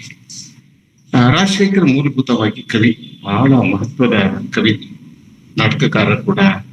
ಕಥೆಗಳನ್ನ ಬರೆದಿದ್ದಾರೆ, ಅನುವಾದವನ್ನ ಮಾಡಿದ್ದಾರೆ, ಮತ್ತು ಅನೇಕ ವ್ಯಕ್ತಿ ಕೇಂದ್ರಿತ ಕೃತಿಗಳನ್ನ ಅವರು ರಚಿಸಿದ್ದಾರೆ. ಇವುಗಳನ್ನ ನಾನು ಬಯೋಗ್ರಫೀಸ್ ಅಂತ ಕರೆಯೋದಿಲ್ಲ. ಇದೊಂದು ರೀತಿಯನ್ನ ನಾನು ಬಯೋಗ್ರಫೀಸ್ ಅಂತ ಅನ್ನಬಹುದು. ಈಗ ಯೋಗಸ್ಥ ಕೃತಿಯನ್ನ ಓದಿದರೆ ನಮಗೆ ಶ್ರೀ ಸಿದ್ದೇಶ್ವರ ಸ್ವಾಮಿಗಳು ಸಿಗ್ತಾರೆ. ಸಿದ್ದೇಶ್ವರ ಸ್ವಾಮಿಗಳ ಜೊತೆಗೆ ರಾಜಶೇಖರ್ ಮಠಪತಿ ರಾಗಂ ಕೂಡ ಸಿಗ್ತಾರೆ. ಸೊ ರಾಗಂಬರ ಬೆಳವಣಿಗೆಯ ಹಿಂದೆ ಅಥವಾ ಬೆಳವಣಿಗೆಯಲ್ಲಿ ಶ್ರೀ ಸಿದ್ದೇಶ್ವರ ಸ್ವಾಮಿಗಳು ತುಂಬಾ ಮಹತ್ವದ ಪಾತ್ರವನ್ನ ನಿರ್ವಹಿಸಿದ್ದಾರೆ. ಅದಕ್ಕೆ ನಾನು ಕೂಡ ಸಾಕ್ಷಿ.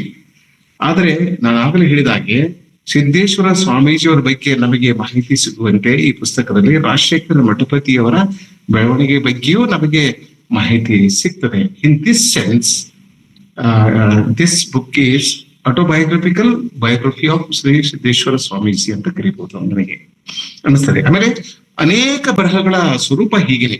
There all autobiographical in nature. ಅದು ಕಿರ್ಸನ್ ಬಗ್ಗೆ ಬರೆದಿರ್ಬೋದು, ಗಾಂಧಿ ಬಗ್ಗೆ ಬರೆದಿರ್ಬೋದು, ಅಥವಾ ಬೇರೆ ಯಾವುದೇ ಲೇಖಕನ ಬಗ್ಗೆ ಬರೆದಿರಬಹುದು, ಓಶೋನ ಬಗ್ಗೆ ಬರೆದಿರಬಹುದು. ಈ ಎಲ್ಲಾ ಕೃತಿಗಳನ್ನು ಓದಿದಾಗ ನನಗೆ ಮತ್ತೆ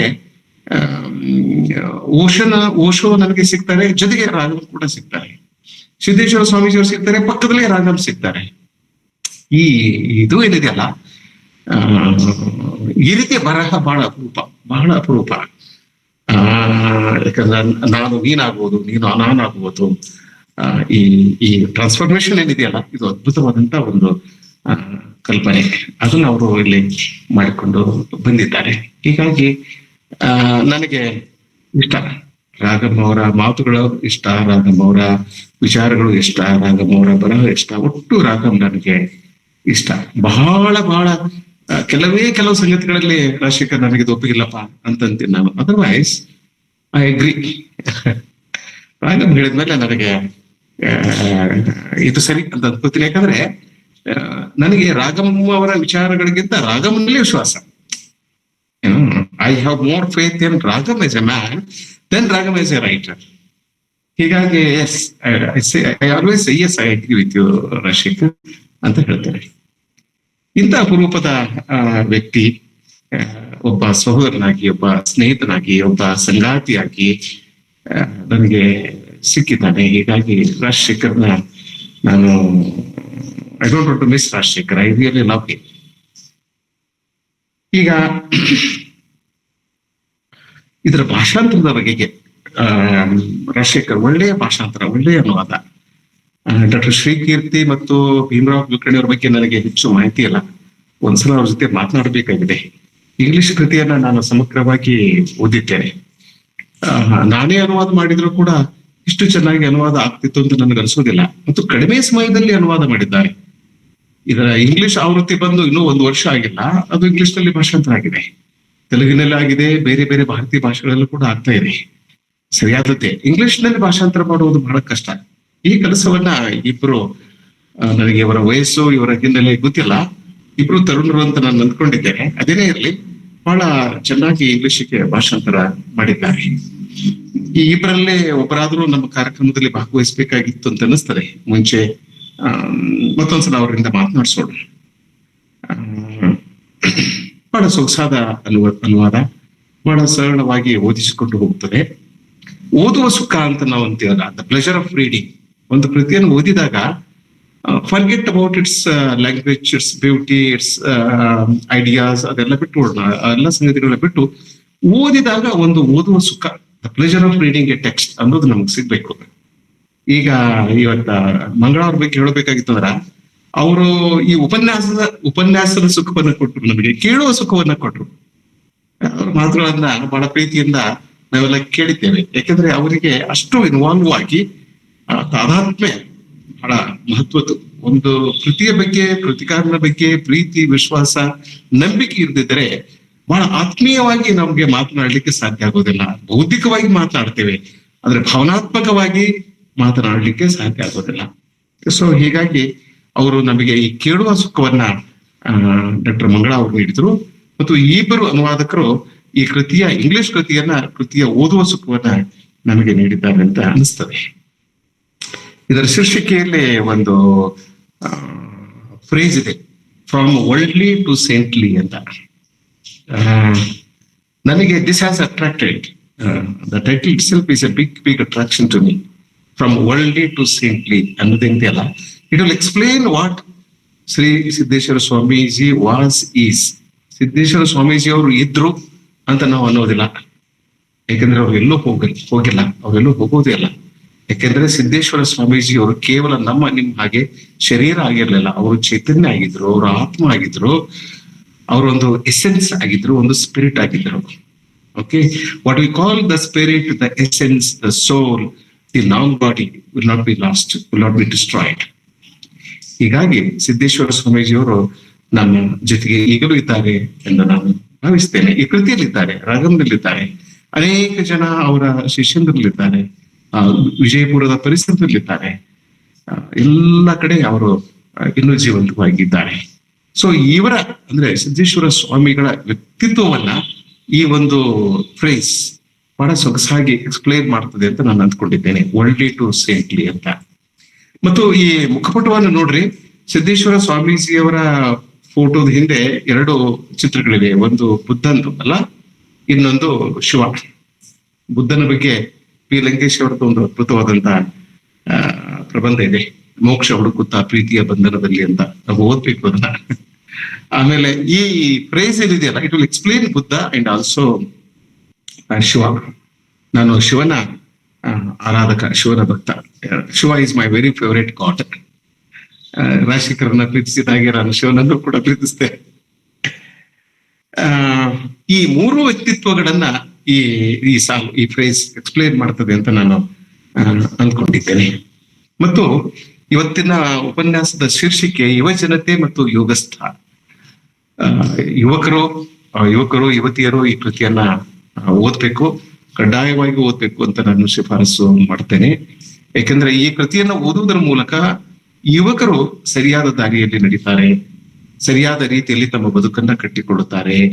ತಮ್ಮ ಓಟ ಏನಿದೆಯಲ್ಲ ಆ ಓಟದ ಬಗೆಗೆ ಅವರು ಸ್ವಲ್ಪ ವಿಚಾರ ಮಾಡ್ತಾರೆ ಅಂತ ನಾನು ಅಂದ್ಕೊಂಡಿದ್ದೇನೆ. ನಮ್ಮ ಕಾಲದ ಈ ಹೊತ್ತಿನ ದೊಡ್ಡ ಸಮಸ್ಯೆ ಏನಂತಂದ್ರೆ ನಾವೆಲ್ಲರೂ ಓಡ್ತಾ ಇದ್ದೇವೆ, ಬಹಳ ವೇಗವಾಗಿ ಓಡ್ತಾ ಇದ್ದೇವೆ. ವಿರಾಮ ತೆಗೆದುಕೊಳ್ಳದೆ, ಸರಿಯಾಗಿ ಊಟ ಮಾಡದೆ, ನಿದ್ರೆ ಮಾಡದೆ ಓಡ್ತಾ ಇದ್ದೇವೆ. ದಿನದ 18 ಗಂಟೆ ನಾವು ಓಡ್ತಾ ಇದ್ದೇವೆ. ಆದ್ರೆ ನಾವು ಏಕೆ ಓಡ್ತಾ ಇದ್ದೇವೆ, ಎಲ್ಲಿಗೆ ಓಡ್ತಾ ಇದ್ದೇವೆ, ಈ ಓಟದ ಹಿಂದಿನ ಗುರಿ ಏನು, ಕೊನೆಗೆ ತಲುಪಿದಾಗ ನಮಗೆ ಸಿಗುವ ಪ್ರತಿಫಲವೇನು ಎಂದು ಯಾರಿಗೂ ಗೊತ್ತೇ ಇಲ್ಲ.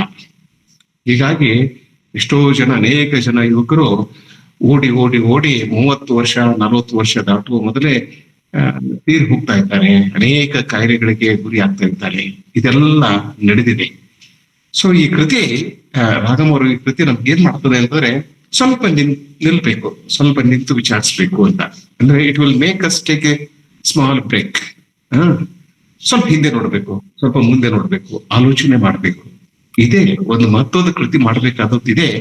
ರಾಘಮ್ ಅವರ ಈ ಕೃತಿ ತುಂಬಾ ಮಹತ್ವದ ಕೃತಿ. ಯಾಕೆಂದ್ರೆ ಇದು ನಮಗೆ ನಮ್ಮನ್ನ ತಡೆದು ನಿಲ್ಲಿಸ್ತದೆ, ಸ್ವಲ್ಪ ಹಿಂದೆ ನೋಡುವಂತೆ ಮಾಡ್ತದೆ, ಸುತ್ತಮುತ್ತ ನೋಡಿಕೊಳ್ಳುವಂತೆ ಮಾಡ್ತದೆ, ಸ್ವಲ್ಪ ಮುಂದಿನ ನಾಳೆಯ ದಿನದ ಬಗ್ಗೆ ಆಲೋಚನೆ ಮಾಡ್ಲಿಕ್ಕೆ ಹರಿಸ್ತದೆ. The past, the present and the future. ಇದು ಈ ಕೃತಿಯ ಹೆಗ್ಗಳಿಕೆ ಅಂತ ನಾನು ಅಂದ್ಕೊಂಡಿದ್ದೇನೆ. ಆಮೇಲೆ ನಮ್ಮ ಯುವಕರು ಮುಖ್ಯವಾಗಿ ಕಲಿಬೇಕಾದದ್ದು ಇದೆ. ಆಮೇಲೆ ನಾವೆಲ್ಲರೂ ಬಾಹ್ಯ ಜಗತ್ತಿಗೆ ತೆರೆದುಕೊಂಡಿದ್ದೇವೆ. ಎಷ್ಟು ಬಾಹ್ಯ ಜಗತ್ತಿಗೆ ತೆರೆದುಕೊಂಡಿದ್ದೇವೆ ಅಂದ್ರೆ we have all lost in the out world world. ನಮಗೆ we don't have patience to look into ourselves. ನಮ್ಮ ಒಳಗಡೆ ನಾವು ನೋಡಿಕೊಳ್ಳಬೇಕು. ನಮ್ಮಲ್ಲೂ ಒಂದು ಮನಸ್ಸಿದೆ, ನಮ್ಮಲ್ಲಿ ಒಂದು ಅಂತರಾತ್ಮ ಇದೆ, ಆತ್ಮ ಸಾಕ್ಷಿ ಇದೆ. ಇದು ಕೇವಲ ಶಬ್ದಗಳು. ಆತ್ಮ ಸಾಕ್ಷಿ ಎಂದರೆ ಏನು ಅಂತ ನಮಗೆ ಅನೇಕ ಜನರಿಗೆ ಗೊತ್ತಿಲ್ಲ. ಯಾಕಂದ್ರೆ ನಮ್ಮ ಆತ್ಮ ಸಾಕ್ಷಿಯೊಂದಿಗೆ ನಮ್ಮ ಒಡನಾಟವೇ ಇಲ್ಲ. ನಮ್ಮ ಅಂತರಂಗದ ಧ್ವನಿಯೊಂದಿಗೆ ನಮಗೆ ಸಂಪರ್ಕವೇ ಇಲ್ಲ. ನಮ್ಮ ಒಳಗಣದ ಬಗೆಗೆ ನಮಗೆ ಅರಿವಿಲ್ಲ. ನಮಗೆ ಹೊರಗಣ ಬಹಳ ಮುಖ್ಯವಾಗಿದೆ. ರಾಜಶೇಖರ ಪದೇ ಪದೇ ಹೇಳ್ತಿರ್ತಾರೆ, ನಾವು ಜಾತ್ರೆಯಲ್ಲಿ ಕಳೆದುಕೊಂಡಿದ್ದೇವೆ, ಸಂಭ್ರಮದಲ್ಲಿ ಕಳೆದುಕೊಂಡಿದ್ದೇವೆ, ಹೆಚ್ಚು ಮಾತು ಬೇಡ, ಜಾತ್ರೆ ಬೇಡ ಅಂತಿರ್ತಾರೆ. ಸೊ ನಾವೆಲ್ಲ ಅಲ್ಲಿ ಕಳೆದುಕೊಂಡು ಹೋಗಿದ್ದೇವೆ. ಸೊ ಒಂದು ಕ್ಷಣ ನಾವು ನಿಂತ್ಕೊಂಡು ನಮ್ಮ ಒಳಗಡೆ ಏನು ನಡೆದಿದೆ, ನಮ್ಮ ಒಳಗಡೆಯ ಜಗತ್ತು ಹೇಗಿದೆ, ಅದು ಎಷ್ಟು ಏನೆಲ್ಲ ಸಮಸ್ಯೆಗಳಿವೆ, ಇದನ್ನೆಲ್ಲ ನಾವು ತಿಳ್ಕೊಳ್ಬೇಕಲ್ಲ. ಈ ತಿಳುವಳಿಕೆಯನ್ನ, ಈ ಅರಿವನ್ನ ಈ ಕೃತಿ ನಮಗೆ ಮೂಡಿಸ್ತದೆ. ಅಂದ್ರೆ ಜಗತ್ತಿನೊಂದಿಗೆ ನಾವು ಮಾತನಾಡಿದ್ದು ಸಾಕು, ನಮ್ಮೊಂದಿಗೆ ನಾವು ಮಾತನಾಡಬೇಕು ಎಂಬ ಅರಿವು, ವಿವೇಕ ಈ ಕೃತಿಯ ನಮ್ಮಲ್ಲಿ ಮೂಡಿಸ್ತದೆ. ಈ ಕಾರಣಕ್ಕಾಗಿ ನಾನು ರಾಜಶೇಖರಿಗೆ ಕೃತಜ್ಞತೆಗಳನ್ನ, ಧನ್ಯವಾದಗಳನ್ನ ಹೇಳಬೇಕು. ಮಂಗಲ ಅವರು ಕೂಡ ತಮ್ಮ ಉಪನ್ಯಾಸದಲ್ಲಿ ಇದರ ಬಗೆಗೆ ಸಾಕಷ್ಟು ಬೆಳಕನ್ನ ಚೆಲ್ಲಿದ್ರು. ನಾನು ನನ್ನ ಮಾತಿನ ಮನೆಗೆ ಬರ್ತಾ ಇದ್ದೇನೆ. ಈ ಬೆನ್ನುಡಿಯಲ್ಲಿ ಒಂದು ಸಾಲಿದೆ, ರಾಜಶೇಖರ್ ಅವರ ಸಾಲಿದೆ. I yearn for a deity who spoke with human warmth ಅನ್ನೋದು ಒಂದು. A guru who would forgive my countless mistakes. ಎರಡನೇ ಸಾಲು. A saint beyond sectarian bounds who would welcome death as a celebration. ಇದರ ಬಗ್ಗೆ ಒಂದು ಮಾತು ಹೇಳ್ಬೇಕಂತ ಅನಿಸ್ತದೆ. ಈ ಬೆನ್ನುಡಿಯನ್ನ ಓದಿದ್ರು ಸಾಕು, ನಿಮ್ಮಲ್ಲಿ ಒಂದು ಫಿಲಾಸಫಿಕಲ್, ಒಂದು ತಾತ್ವಿಕ ಚಿಂತನೆ ನಿಮ್ಮ ಮನಸ್ಸಿನಲ್ಲಿ ಮೂಡ್ತದೆ. ನಮ್ಮನ್ನ ಓದುಗರನ್ನ ಒಂದು ಗಂಭೀರವಾದ ಚಿಂತನೆಗೆ ಹಸ್ತದೆ. ನನಗೆ ಎಂತ ಒಬ್ಬ ಗುರುನ ನಾನು ಬಯಸ್ತೇನೆ, ಎಂತ ಗುರುವಿಗಾಗಿ ನಾನು ಕಾದಿದ್ದೇನೆ ಅಂತಂದ್ರೆ, who can speak with human ವಾರ್ಮ್ತ್. ಅದು ಬುದ್ಧನಲ್ಲಿತ್ತು, ಅದು ಬಸವಣ್ಣನಲ್ಲಿತ್ತು, ಅದು ಶಂಕರರಲ್ಲಿತ್ತು, ಅದು ವಿವೇಕಾನಂದರಲ್ಲಿತ್ತು, ಅದು ಪರಮಹಂಸರಲ್ಲಿತ್ತು. ಆಗ ಆ ಒಂದು ಹ್ಯೂಮನ್ ವಾರ್ಮ್ತ್ ಇಟ್ಕೊಂಡು ಮಾತಾಡ್ತಕ್ಕಂಥ ಗುರುವಿಗಾಗಿ ನಾನು ಕಾದಿದ್ದೇನೆ. ಅಂದ್ರೆ ಒಬ್ಬ ಮನುಷ್ಯನಾಗಿ ಒಬ್ಬ ಸಂತ ಹೇಗೆ ಮಾತನಾಡಬೇಕು ಅಂತಂದ್ರೆ, ಒಬ್ಬ ಮನುಷ್ಯನಂತೆ ಮಾತನಾಡಬೇಕು. ಬಸವಣ್ಣ ಹೇಳ್ತಾನೆ, ನನಗಿಂತ ಕಿರಿಯರಿಲ್ಲ ಶಿವಭಕ್ತರಿಗಿಂತ ಹಿರಿಯರಿಲ್ಲ. ಸೊ ಸಿದ್ದೇಶ್ವರ ಸ್ವಾಮೀಜಿಯಲ್ಲಿ ಅಂತದಿತ್ತು. ನಾನೇನು ಅವ್ರನ್ನೊಂದು 3 ಸಲ ಭೇಟಿಯಾಗಿದ್ದೇನೆ, 3 ಸಲ ಮಾತನಾಡಿದ್ದೇನೆ. ರಾಜಶೇಖರ್ 100 ಸಲ ಭೇಟಿಯಾಗಿದ್ದಾರೆ. ಆ ಒಂದು ಹ್ಯೂಮನ್ ವಾರ್ಮ್ತ್ ಅಲ್ಲಿತ್ತು. ಅಂತ ಒಬ್ಬ ಗುರುವಿಗಾಗಿ ನಾನು ಕಾದಿದ್ದೇನೆ ಅನ್ನೋದು ಒಂದು. A Guru who would forgive my countless mistakes. It is very important. ಒಬ್ಬ ಗುರು ಅಥವಾ ಒಬ್ಬ ಸ್ನೇಹಿತ, ಒಬ್ಬ ತಾಯಿ ಯಾಕೆ ನಮಗೆ ಅಷ್ಟು ಮಹತ್ವದ ವ್ಯಕ್ತಿಯಾಗಿ ಕಾಣ್ತಾಳೆ? ವರ್ಲ್ಡ್ ಮದರ್ಸ್ ಡೇ ಏನೋ ಇವತ್ತು ಆಚರಣೆ ಮಾಡ್ತಾ ಇದ್ದಾರೆ. ಅದೇನು ವರ್ಷದಲ್ಲಿ ಒಂದು ಸಲ ಆಚರಣೆ ಮಾಡ್ಬೇಕಾಗಿಲ್ಲ, ತಾಯಿಯೊಂದಿಗೆ ಹೆಚ್ಚು ಸಮಯ ಕಳೆಯಬೇಕು. ಇರ್ಲಿ, ತಾಯಿ ನಮಗೆ ಯಾಕೆ ಒಬ್ಬ ಮಹತ್ವದ ವ್ಯಕ್ತಿಯಾಗಿ ಕಾಣ್ತಾಳೆ ಅಂದ್ರೆ, ತಾಯಿ ಮಕ್ಕಳ ತಪ್ಪುಗಳನ್ನ ಕ್ಷಮಿಸ್ತಾಳೆ. ಒಂದೊಂದ್ಸಲ ಅಪ್ಪ ಕ್ಷಮಿಸೋದಿಲ್ಲ, ಅವ್ನು ಬೈತಾನೆ, ಇಲ್ಲ ಒಂದೇಟ್ ಹಾಕ್ತಾನೆ. ತಾಯಿ ಮಾತ್ರ ಕ್ಷಮಿಸ್ತಾಳೆ. ಬಸವಣ್ಣನಿಗೆ ತಾಯಿ ಯಾರು ಅಂದ್ರೆ ಕೂಡಲ ಸಂಗಮ ದೇವ. ರಾಜಶೇಖರ್ ಈ ಸಾಲು ಓದಿದಾಗ ನನಗೆ ಬಸವಣ್ಣನ ಈ ವಚನ ನೆನಪಾಯ್ತು. ಎನ್ನ ತಪ್ಪು ಅನಂತ ಕೋಟಿ, ನಿಮ್ಮ ಸೈರಣಿಗೆ ಲೆಕ್ಕವಿಲ್ಲ. ಇನ್ನು ತಪ್ಪಿದೇನಾದರೆ ನಿಮ್ಮ ಪಾದವೇ ದಿವ್ಯ. ಕೂಡಲ ಸಂಗಮ ದೇವಯ್ಯ, ನಿಮ್ಮ ಪ್ರಮತರ ಮುಂದೆ ಕಿನ್ನರ ಬೊಮ್ಮಣ್ಣನೇ ಸಾಕ್ಷಿ. ಇದು ನಿಮ್ಮ ಈ ಸಾಲಿನಲ್ಲಿದೆ. Forgive my countless mistakes. ಹೀಗೆ ಸಂತನಾಗುವುದು ಅಂದ್ರೆ ಹೀಗೆ, ತಪ್ಪು ಮಾಡಿದ್ದೇನೆ, ಗುರುವೇ ನನ್ನ ತಪ್ಪನ್ನು ಕ್ಷಮಿಸು. ಬಸವಣ್ಣ ಹೇಳ್ತಾರೆ, ಅನಂತ ಕೋಟಿ ತಪ್ಪು ಮಾಡಿದ್ದೇನೆ, ಒಂದಲ್ಲ, ನಿಮಗೆ ಒಂದು ಎರಡಲ್ಲ, ಅನಂತ ಕೋಟಿ ತಪ್ಪುಗಳನ್ನ ನಾನು ಮಾಡಿದ್ದೇನೆ. ನಿಮ್ಮ ಪೇಷನ್ಸ್ಗೆ, ನಿಮ್ಮ ಸೈರಣಿಗೆ ಲೆಕ್ಕವಿಲ್ಲ, ಆದ್ರೆ ಇನ್ನು ನಾನು ಮಾಡೋದಿಲ್ಲ ಅಂತ ಇದೇ ಕೊನೆ, ಇದಕ್ಕೆ ನಿಮ್ಮ ಪಾದವೇ ದಿಬ್ಬೆ ಅಂತ ಅಂತಾರೆ. ಸೊ ರಾಜಶೇಖರಿಗೆ ಸಿದ್ದೇಶ್ವರ ಸ್ವಾಮೀಜಿಯವರು ಏನಾಗಿದ್ರು ಅಂದ್ರೆ, ಬಸವಣ್ಣನಿಗೆ ಕೂಡಲ ಸಂಗಮ ದೇವ ಇದ್ದಂತೆ ರಾಜಶೇಖರಿಗೆ ಸಿದ್ದೇಶ್ವರ ಸ್ವಾಮಿಗಳು ಇದ್ರು. ಅದಕ್ಕೆ ಈ ಮಾತನ್ನ, who would forgive my countless mistakes, a saint beyond sectarian bounds. ನಾವು ಈ ಪಂಥಿ ಅಂತೀವಲ್ಲ, ಈ ಪಂಥೀಯ ಮಿತಿಗಳನ್ನ ಮೀರಿದವನಾಗಿರ್ಬೇಕು. ಅದ್ರ ಬಗ್ಗೆ ಈಗ ನಾನು ಈ ಸಂದರ್ಭದಲ್ಲಿ ಮಾತನಾಡೋದೇ ಇಲ್ಲ, ಅದು ಬೇರೆ ಬೆಲೆಗೆ ತೆಗೆದುಕೊಂಡು ಹೋಗ್ತದೆ. ಅದನ್ನೆಲ್ಲ ಮೀರಿದವರಾಗಿದ್ರು. ಯಾಕೆಂದ್ರೆ ಒಬ್ಬ ಮನುಷ್ಯನಾದವನು ಎಲ್ಲಾ ಮನುಷ್ಯರನ್ನ ಸ್ವೀಕಾರ ಮಾಡುತ್ತಾನೆ, ಎಲ್ಲಾ ಮನುಷ್ಯರನ್ನ ಸ್ವೀಕಾರ ಮಾಡ್ತಾನೆ ಮತ್ತು ಎಲ್ಲರೊಂದಿಗೆ ಸಂವಾದ ಮಾಡ್ತಾನೆ, ಚರ್ಚೆ ಮಾಡ್ತಾನೆ. ಈ ಕೆಲಸವನ್ನ ಸಿದ್ದೇಶ್ವರ ಸ್ವಾಮಿಗಳು ಮಾಡ್ತಾ ಇದ್ರು. ಹೀಗಾಗಿ ಮತ್ತು ಸಾವನ್ನ ಒಂದು ಆಚರಣೆ, ಒಂದು ಸಂಭ್ರಮ ಅನ್ನುವ ಹಾಗೆ ಸ್ವೀಕಾರ ಮಾಡುವ, ಅಥವಾ ಸಾವನ್ನ ಒಂದು ಆಚರಣೆಯಂತೆ, ಸಂಭ್ರಮದಂತೆ ವೆಲ್ಕಮ್ ಮಾಡಿಕೊಳ್ಳುವ, ಸ್ವೀಕರಿಸುವ ಗುರುವಿಗಾಗಿ ನಾನು ಕಾದಿದ್ದೆ ಅಂತ ಹೇಳ್ತಾನೆ. ಸಿದ್ದೇಶ್ವರ ಸ್ವಾಮಿಗಳ ಕೊನೆಯ ದಿನಗಳನ್ನ ನಾವೆಲ್ಲ ನೋಡಿದ್ದೇವೆ. ಅವರು ಮಾತನಾಡಲಿಲ್ಲ, ನಡೆದುಕೊಂಡ್ರು. ಅವರು ಮಾತನಾಡುವುದು ಮತ್ತು ನಡೆದುಕೊಳ್ಳುವುದು ಎರಡು ಬೇರೆ ಬೇರೆ ಸ್ತರಗಳು. ನಾವು ಹೆಚ್ಚು ಮಾತನಾಡ್ತಾ ಇದ್ದೇವೆ, ಆದ್ರೆ ನಾವು ನಡೆದುಕೊಳ್ಳುತ್ತಿಲ್ಲ. ನಮಗೆ ನಡೆದುಕೊಳ್ಳುವ ಪರಿಪಾಠವನ್ನ ಈ ಪುಸ್ತಕ ನಮಗೆ ಕಳಿಸ್ತದೆ. ಇಂಥ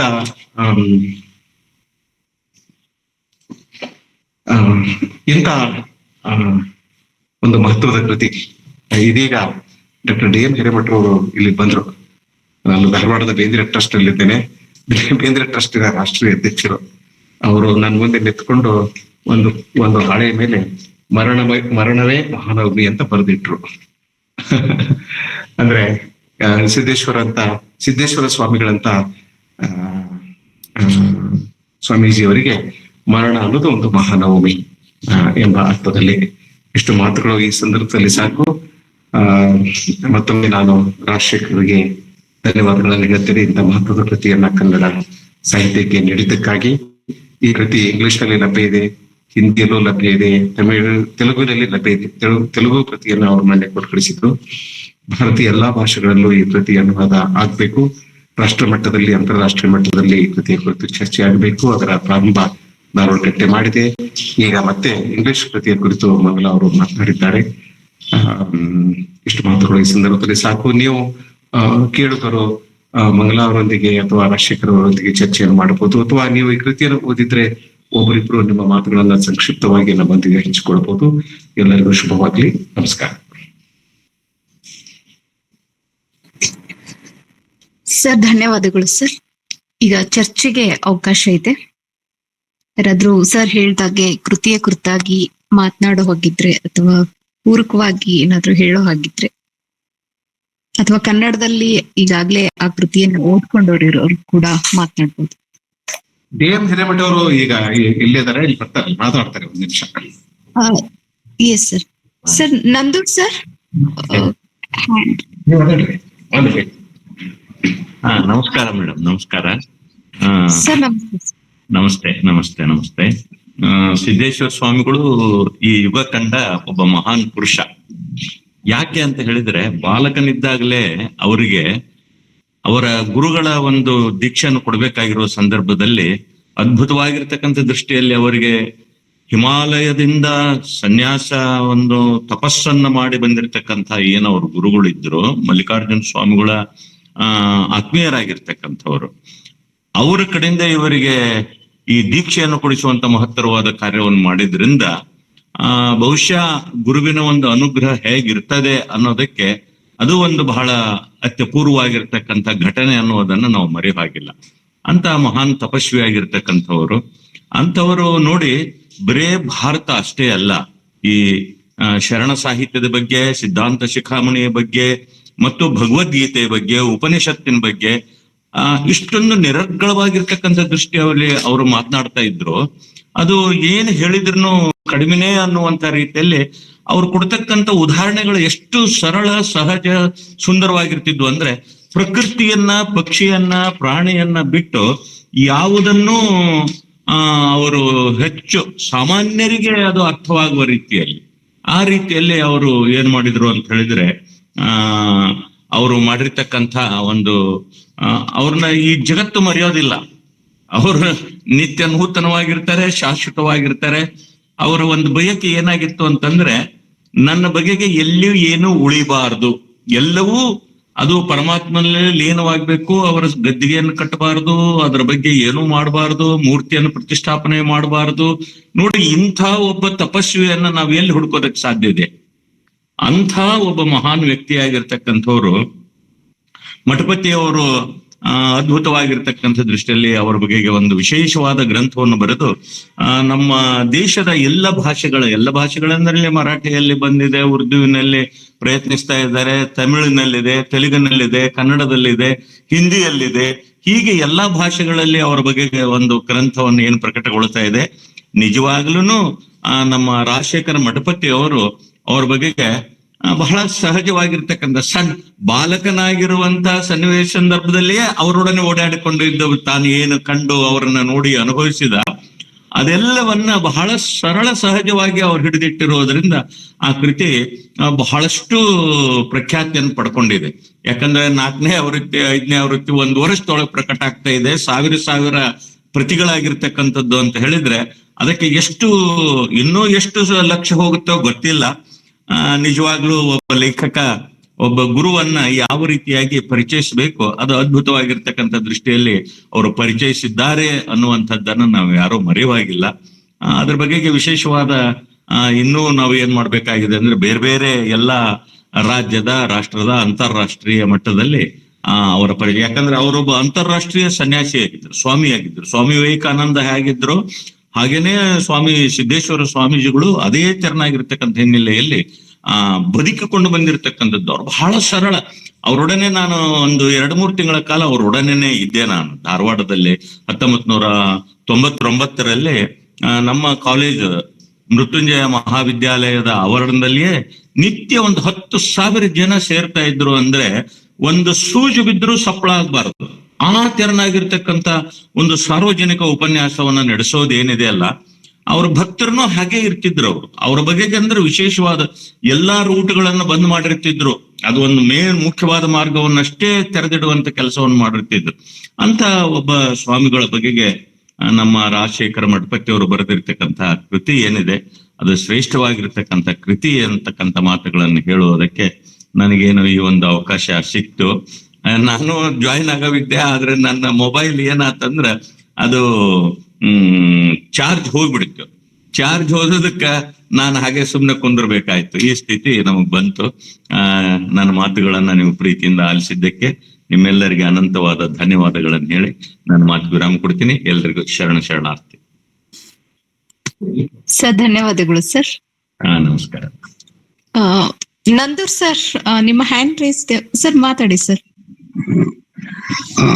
ನಮಸ್ಕಾರ ಎಲ್ಲರಿಗೂ. ಸರ್, ಧ್ವನಿ ಕೇಳಿಸ್ತಾ ಇದೆ ಸರ್, ಮಾತಾಡಿ ಸರ್. ಕೇಳಿಸ್ತಾ ಇದೆಯಾ? ಓಕೆ, ನಮಸ್ಕಾರ. ಕಾಕತಾಳೀಯ ಅನ್ನುವ ಹಾಗೇನೆ ನಾನು ಯೋಗಸ್ಥಃ ಕೃತಿ ಓದ್ತಾನೆ ಇದ್ದೆ. ಆ ಆ ಸಂದರ್ಭದಲ್ಲಿ ಹಾಗೆ ವಾಟ್ಸಪ್ ನೋಡ್ಬೇಕಾದ್ರೆ ಈ ಕೃತಿಯ ಒಂದು ವಿಶ್ಲೇಷಣೆ ಇದೆ ಅಂತ ಹೇಳಿದಾಗ ನಾನು ಅದು ಸೈಡ್ಗೆ ಇಟ್ಟು 20ನೇ ಒಂದು ಅಧ್ಯಾಯ ನಾನು ಓದ್ತಾ ಇದ್ದೆ. ಆ ಅನುಭವ, ತಾಜಾ ಅನುಭವ ತಮ್ಮೊಂದಿಗೆ ಇಲ್ಲಿ ಹಂಚ್ಕೋಬಹುದು ಅಂತ ಹೇಳಿ ನನಗೆ ಅನ್ನಿಸ್ತು. ಯೋಗಸ್ಥಃ ನಾನು ಇಲ್ಲಿವರೆಗೆ 20ನೇ ಅಧ್ಯಾಯದವರೆಗೆ ಓದಿದಂಥದ್ದು ಅದು ಒಂದು ಸ್ಥಳ, ಅದು ಒಂದು ಹಂತವನ್ನ ನಿಲುಕಿಸ್ಕೊಳ್ತಕ್ಕಂತಹ, ತಲುಪ್ತಕ್ಕಂತಹ ಅದರ ಒಂದು ಮಾರ್ಗ ಇದರಲ್ಲಿ ತೋರಿಸಿದ್ದಾರೆ ಅವರು. ರಾಜಶೇಖರ್ ಮಠಪತಿ ಸರ್ ರಾಗಂ ಅಂತ ಹೇಳಿ ಸಿಂಪಿ ಅವರೇನು ಹೆಸರು ಕೊಟ್ಟಿದಾರಲ್ಲ, ಅದು ಅವರನ್ನ ಚಿರಂತನವಾಗಿರ್ತದೆ ಮತ್ತದು ಶಾಶ್ವತವಾಗಿ ಇರ್ತದೆ ಅಂತ ಹೇಳಿ ನಾನು ಅನ್ಕೊಂಡಿದ್ದೇನೆ. ಬಹಳ ದೊಡ್ಡ ಅರ್ಥ ಇದೆ ರಾಗಂ ಅನ್ನುವಲ್ಲಿ. ಹಾಗೆ ಈ ಕೃತಿ ಓದ್ತಾ ಇರ್ಬೇಕಾದ್ರೆ ಆ ರಾಗಂ ಅನ್ನುವ ಒಂದು ಪದ ಅವರ ಒಂದು ರಾಜಶೇಖರ ಗಂಗಾಧರಯ್ಯ ಹೇಳುವಂಥದ್ದು ಅಷ್ಟೇನೆ ಅಲ್ಲ, ಅದು ಅಲ್ಲಿ ಎಲ್ಲೋ ಅವರ ಹೃದಯದಲ್ಲಿ ಒಂದು ಹದ ಇದೆ, ಒಂದು ಲಯ ಇದೆ. ಆ ಲಯ ಅವ್ರ ಮಾತಿನೊಳಗೂ ಬರ್ತದೆ, ಅವ್ರ ಬರಹದಗದು ಬರ್ತದೆ. ಅವರ ಇಡಿಯಾಗಿ ಆ ದೃಷ್ಟಿಯಿಂದ ರಾಗಂ ಅಂತಕ್ಕಂಥದ್ದು ಬಹಳ ಪ್ರಸ್ತುತ ಅವರ ಒಂದು ಅಂಕಿತ ನಾಮ ಅಂತ ಹೇಳಿ ನನಗೆ ಇದು ಓದಿದ ನಂತರ ಅನಿಸಿದ್ದು. ಆ ಅಧ್ಯಾಯಗಳು ಅದು ಎಷ್ಟು ಸ್ವಾರಸ್ಯಕರವಾಗಿ ಅವರ ಬರಹ ಮತ್ತು ಅಲ್ಲಿಯ ಒಂದು ಕಟ್ಟಿಕೊಡುವಿಕೆ ಇದೆಯಲ್ಲ, ಅದು ಬಹಳ ಒಂದು ಓದುಗನನ್ನ ಹಿಡಿದಿಡ್ತಕ್ಕಂಥ ಅವರ ಭಾಷೆ, ಆ ಭಾವ, ಅದ್ರ ಹಿಂದಿರ್ತಕ್ಕಂಥ ಒಟ್ಟು ಆಶಯ, ವಿಷಯ ಎಲ್ಲ ಸೇರಿನೇ. ಹೀಗಾಗಿ ರಾಗಂ ಸರ್ ಅವರಿಗೆ ನಾನು ಅಭಿನಂದನೆಗಳನ್ನ ಇಲ್ಲಿ ತಿಳಿಸ್ತೇನೆ. ಇಲ್ಲಿ ಇದು ಓದ್ತಾನೆ ಇರ್ಬೇಕಾದ್ರೆ ಇದು ಕೇವಲ ನಮ್ಮ ಡೋಣು ಸರ್ ಗುರುತಿಸಿದ ಹಾಗೆ ಇದು ಕೇವಲ ಸಿದ್ದೇಶ್ವರ ಅವರನ್ನ ಪುಂಖಾನುಪುಂಖವಾಗಿ ಅವರನ್ನೇ ಪುಟವಾಗಿ ಕೇಂದ್ರವಾಗಿರಿಸಿ ಹೊಗಳ್ತಕ್ಕಂತಹ ಕೃತಿ ಅಲ್ಲ ಇದು. ಇದರಲ್ಲಿ ಆ ಯೋಗಸ್ಥ ಸ್ಥಿತಿಯನ್ನ ತಲುಪಿದಂತಹ ಜಾಗೀರ್ದಾರ್ ಸರ್ ಇದ್ದಾರೆ, ಅಲ್ಲಿ ಆ ಸ್ಥಿತಿಯನ್ನ ತಲುಪಿದಂತಹ ಸಿಂಪಿ ಲಿಂಗಣ್ಣ ಸರ್ ಇದ್ದಾರೆ, ಸಾಕಷ್ಟು ಜನ ಮತ್ತೆ ಆ ಸ್ಥಿತಿಯನ್ನ ತಲುಪಿದಂತಹ ನಿದರ್ಶನಗಳು ಅಲ್ಲಿ ಸಾಕಷ್ಟು ಬರ್ತವೆ. ಅದು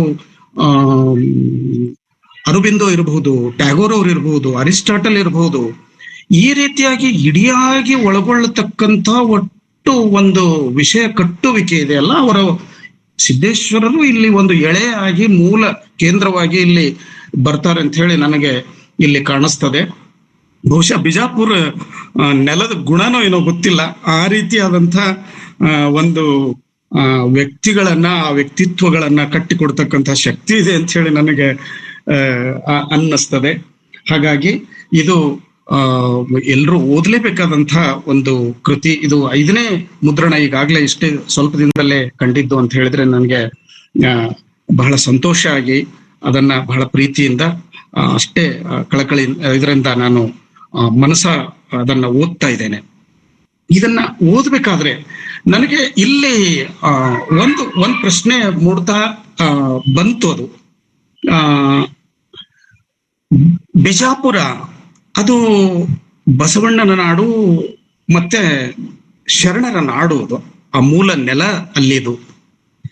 ಈ ಯೋಗಸ್ಥ ಸ್ಥಳವನ್ನ ತಲುಪತಕ್ಕಂಥ ಈ ಮಾರ್ಗದ ಪ್ರಕ್ರಿಯೆಯಲ್ಲಿ ಬಳಸಿಕೊಂಡಂಥ ಈ ವಿಷಯಗಳು ಏನದವಲ್ಲ, ಇಲ್ಲಿವರೆಗೆ ಬಂದಂತಹದ್ದು, ಅದು ಮುಖ್ಯವಾಗಿ ಆಧ್ಯಾತ್ಮಿಕ ನೆಲೆಯ ಉಪನಿಷತ್ತುಗಳು, ವೇದ, ಭಗವದ್ಗೀತೆ, ಅರವಿಂದೋ ಸಾವಿತ್ರಿ, ಟ್ಯಾಗೋರರ ಸಾಹಿತ್ಯ, ಹೀಗೆ ಇವುಗಳನ್ನೇ ಹೆಚ್ಚಿಗೆ ಅಲ್ಲಿ ಪ್ರಭಾವಿತ ಆಗಿದ್ದು ಕಂಡದ್ದಿದೆ. ಅಲ್ಲಿ ಮತ್ತೆ ಸಿಂಪಿ ಲಿಂಗಣ್ಣವರು ಆರಾಧಿಸ್ತಕ್ಕಂಥದ್ದು ಅರವಿಂದರನ್ನು, ಜಹಾಗೀರ್ದಾರರು, ಅವರು ಒಂದು ಕಡೆ ಅವರು ಅಂಬೇಡ್ಕರ್ ಅವರನ್ನು ತರ್ತಾರಲ್ಲ, ಅದು ಬಹಳ ಒಂದು ವಿಶಿಷ್ಟ ಆಯಾಮವನ್ನ ಈ ಕೃತಿಗೆ ಕೊಡ್ತದೆ ಅಂತ ಹೇಳಿ ಇಲ್ಲಿ ಈ ಕೃತಿ ಓದಿದಾಗ ನಮ್ಗೆ ಗೊತ್ತಾಗ್ತದೆ.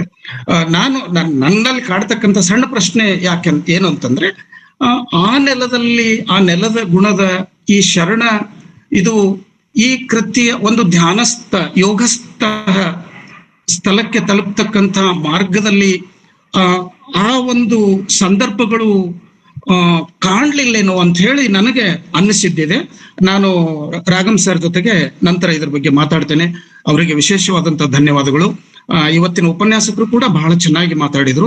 ಯುವಜನ ಮತ್ತು ಯೋಗಸ್ಥಃ ಅಂತಕ್ಕಂಥದ್ದು, ಯುವಜನ ನಾವು ಯಾರನ್ನ ಹೋಲಿಸ್ಕೊಳ್ಬಹುದು ಅಂತ ಹೇಳಿದ್ರೆ ರಾಗಂ ಅವರು ಅವರ ಇದರ ಮೂಲಕ ಅವರ ಒಂದು ಬಾಲ್ಯದ ನೆನಪುಗಳು, ಅವರ ಒಂದು ಜೀವನ ಚರಿತ್ರೆಯು ಕೂಡ ಪರ್ಯಾಯವಾಗಿ ಕಟ್ಟಿ ಕೊಡುವಂತೆ ಇದರಲ್ಲಿ ಬಂದಿದೆ. ಬಹುಶಃ ಆ ಒಂದು ಉತ್ಸಾಹ, ಆ ಒಂದು ನಡೆ ಇದೆಯಲ್ಲ, ಅದೇ ಬಹುಶಃ ಯುವಕರಿಗೆ ಒಂದು ಮಾರ್ಗದರ್ಶನ ಆಗಬಲ್ಲದೇನೋ.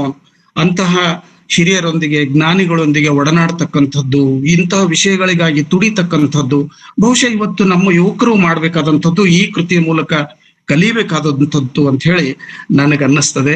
ಇಲ್ಲಿ ನನ್ನ 2 ವಿಷಯಗಳನ್ನ ಹಂಚ್ಕೊಳ್ಲಿಕ್ಕೆ ಅವಕಾಶ ಮಾಡಿದ್ದಕ್ಕೆ ಧನ್ಯವಾದಗಳು. ನಮಸ್ಕಾರ. ನಾನು ರಾಗಂ ಸರ್ ಅವ್ರ ಜೊತೆಗೆ ಇದರ ಕುರಿತು ನಂತರ ಮಾತಾಡ್ತೇನೆ. ನಮಸ್ಕಾರ ಸರ್. ಸರ್ ಧನ್ಯವಾದಗಳು ಸರ್ ನಿಮ್ಮ ಮಾತುಗಳಿಗೆ. ಇನ್ನೊಬ್ರು ಯಾರಾದ್ರೂ ತಮ್ಮ ಒಳನೋಟಗಳನ್ನ ಕಾಲದ ಮಿತಿಯೊಳಗೆ ಹಂಚ್ಕೊಳ್ಳೋ ಹಾಗಿದ್ರೆ ಮಾತನಾಡ್ಬೋದು.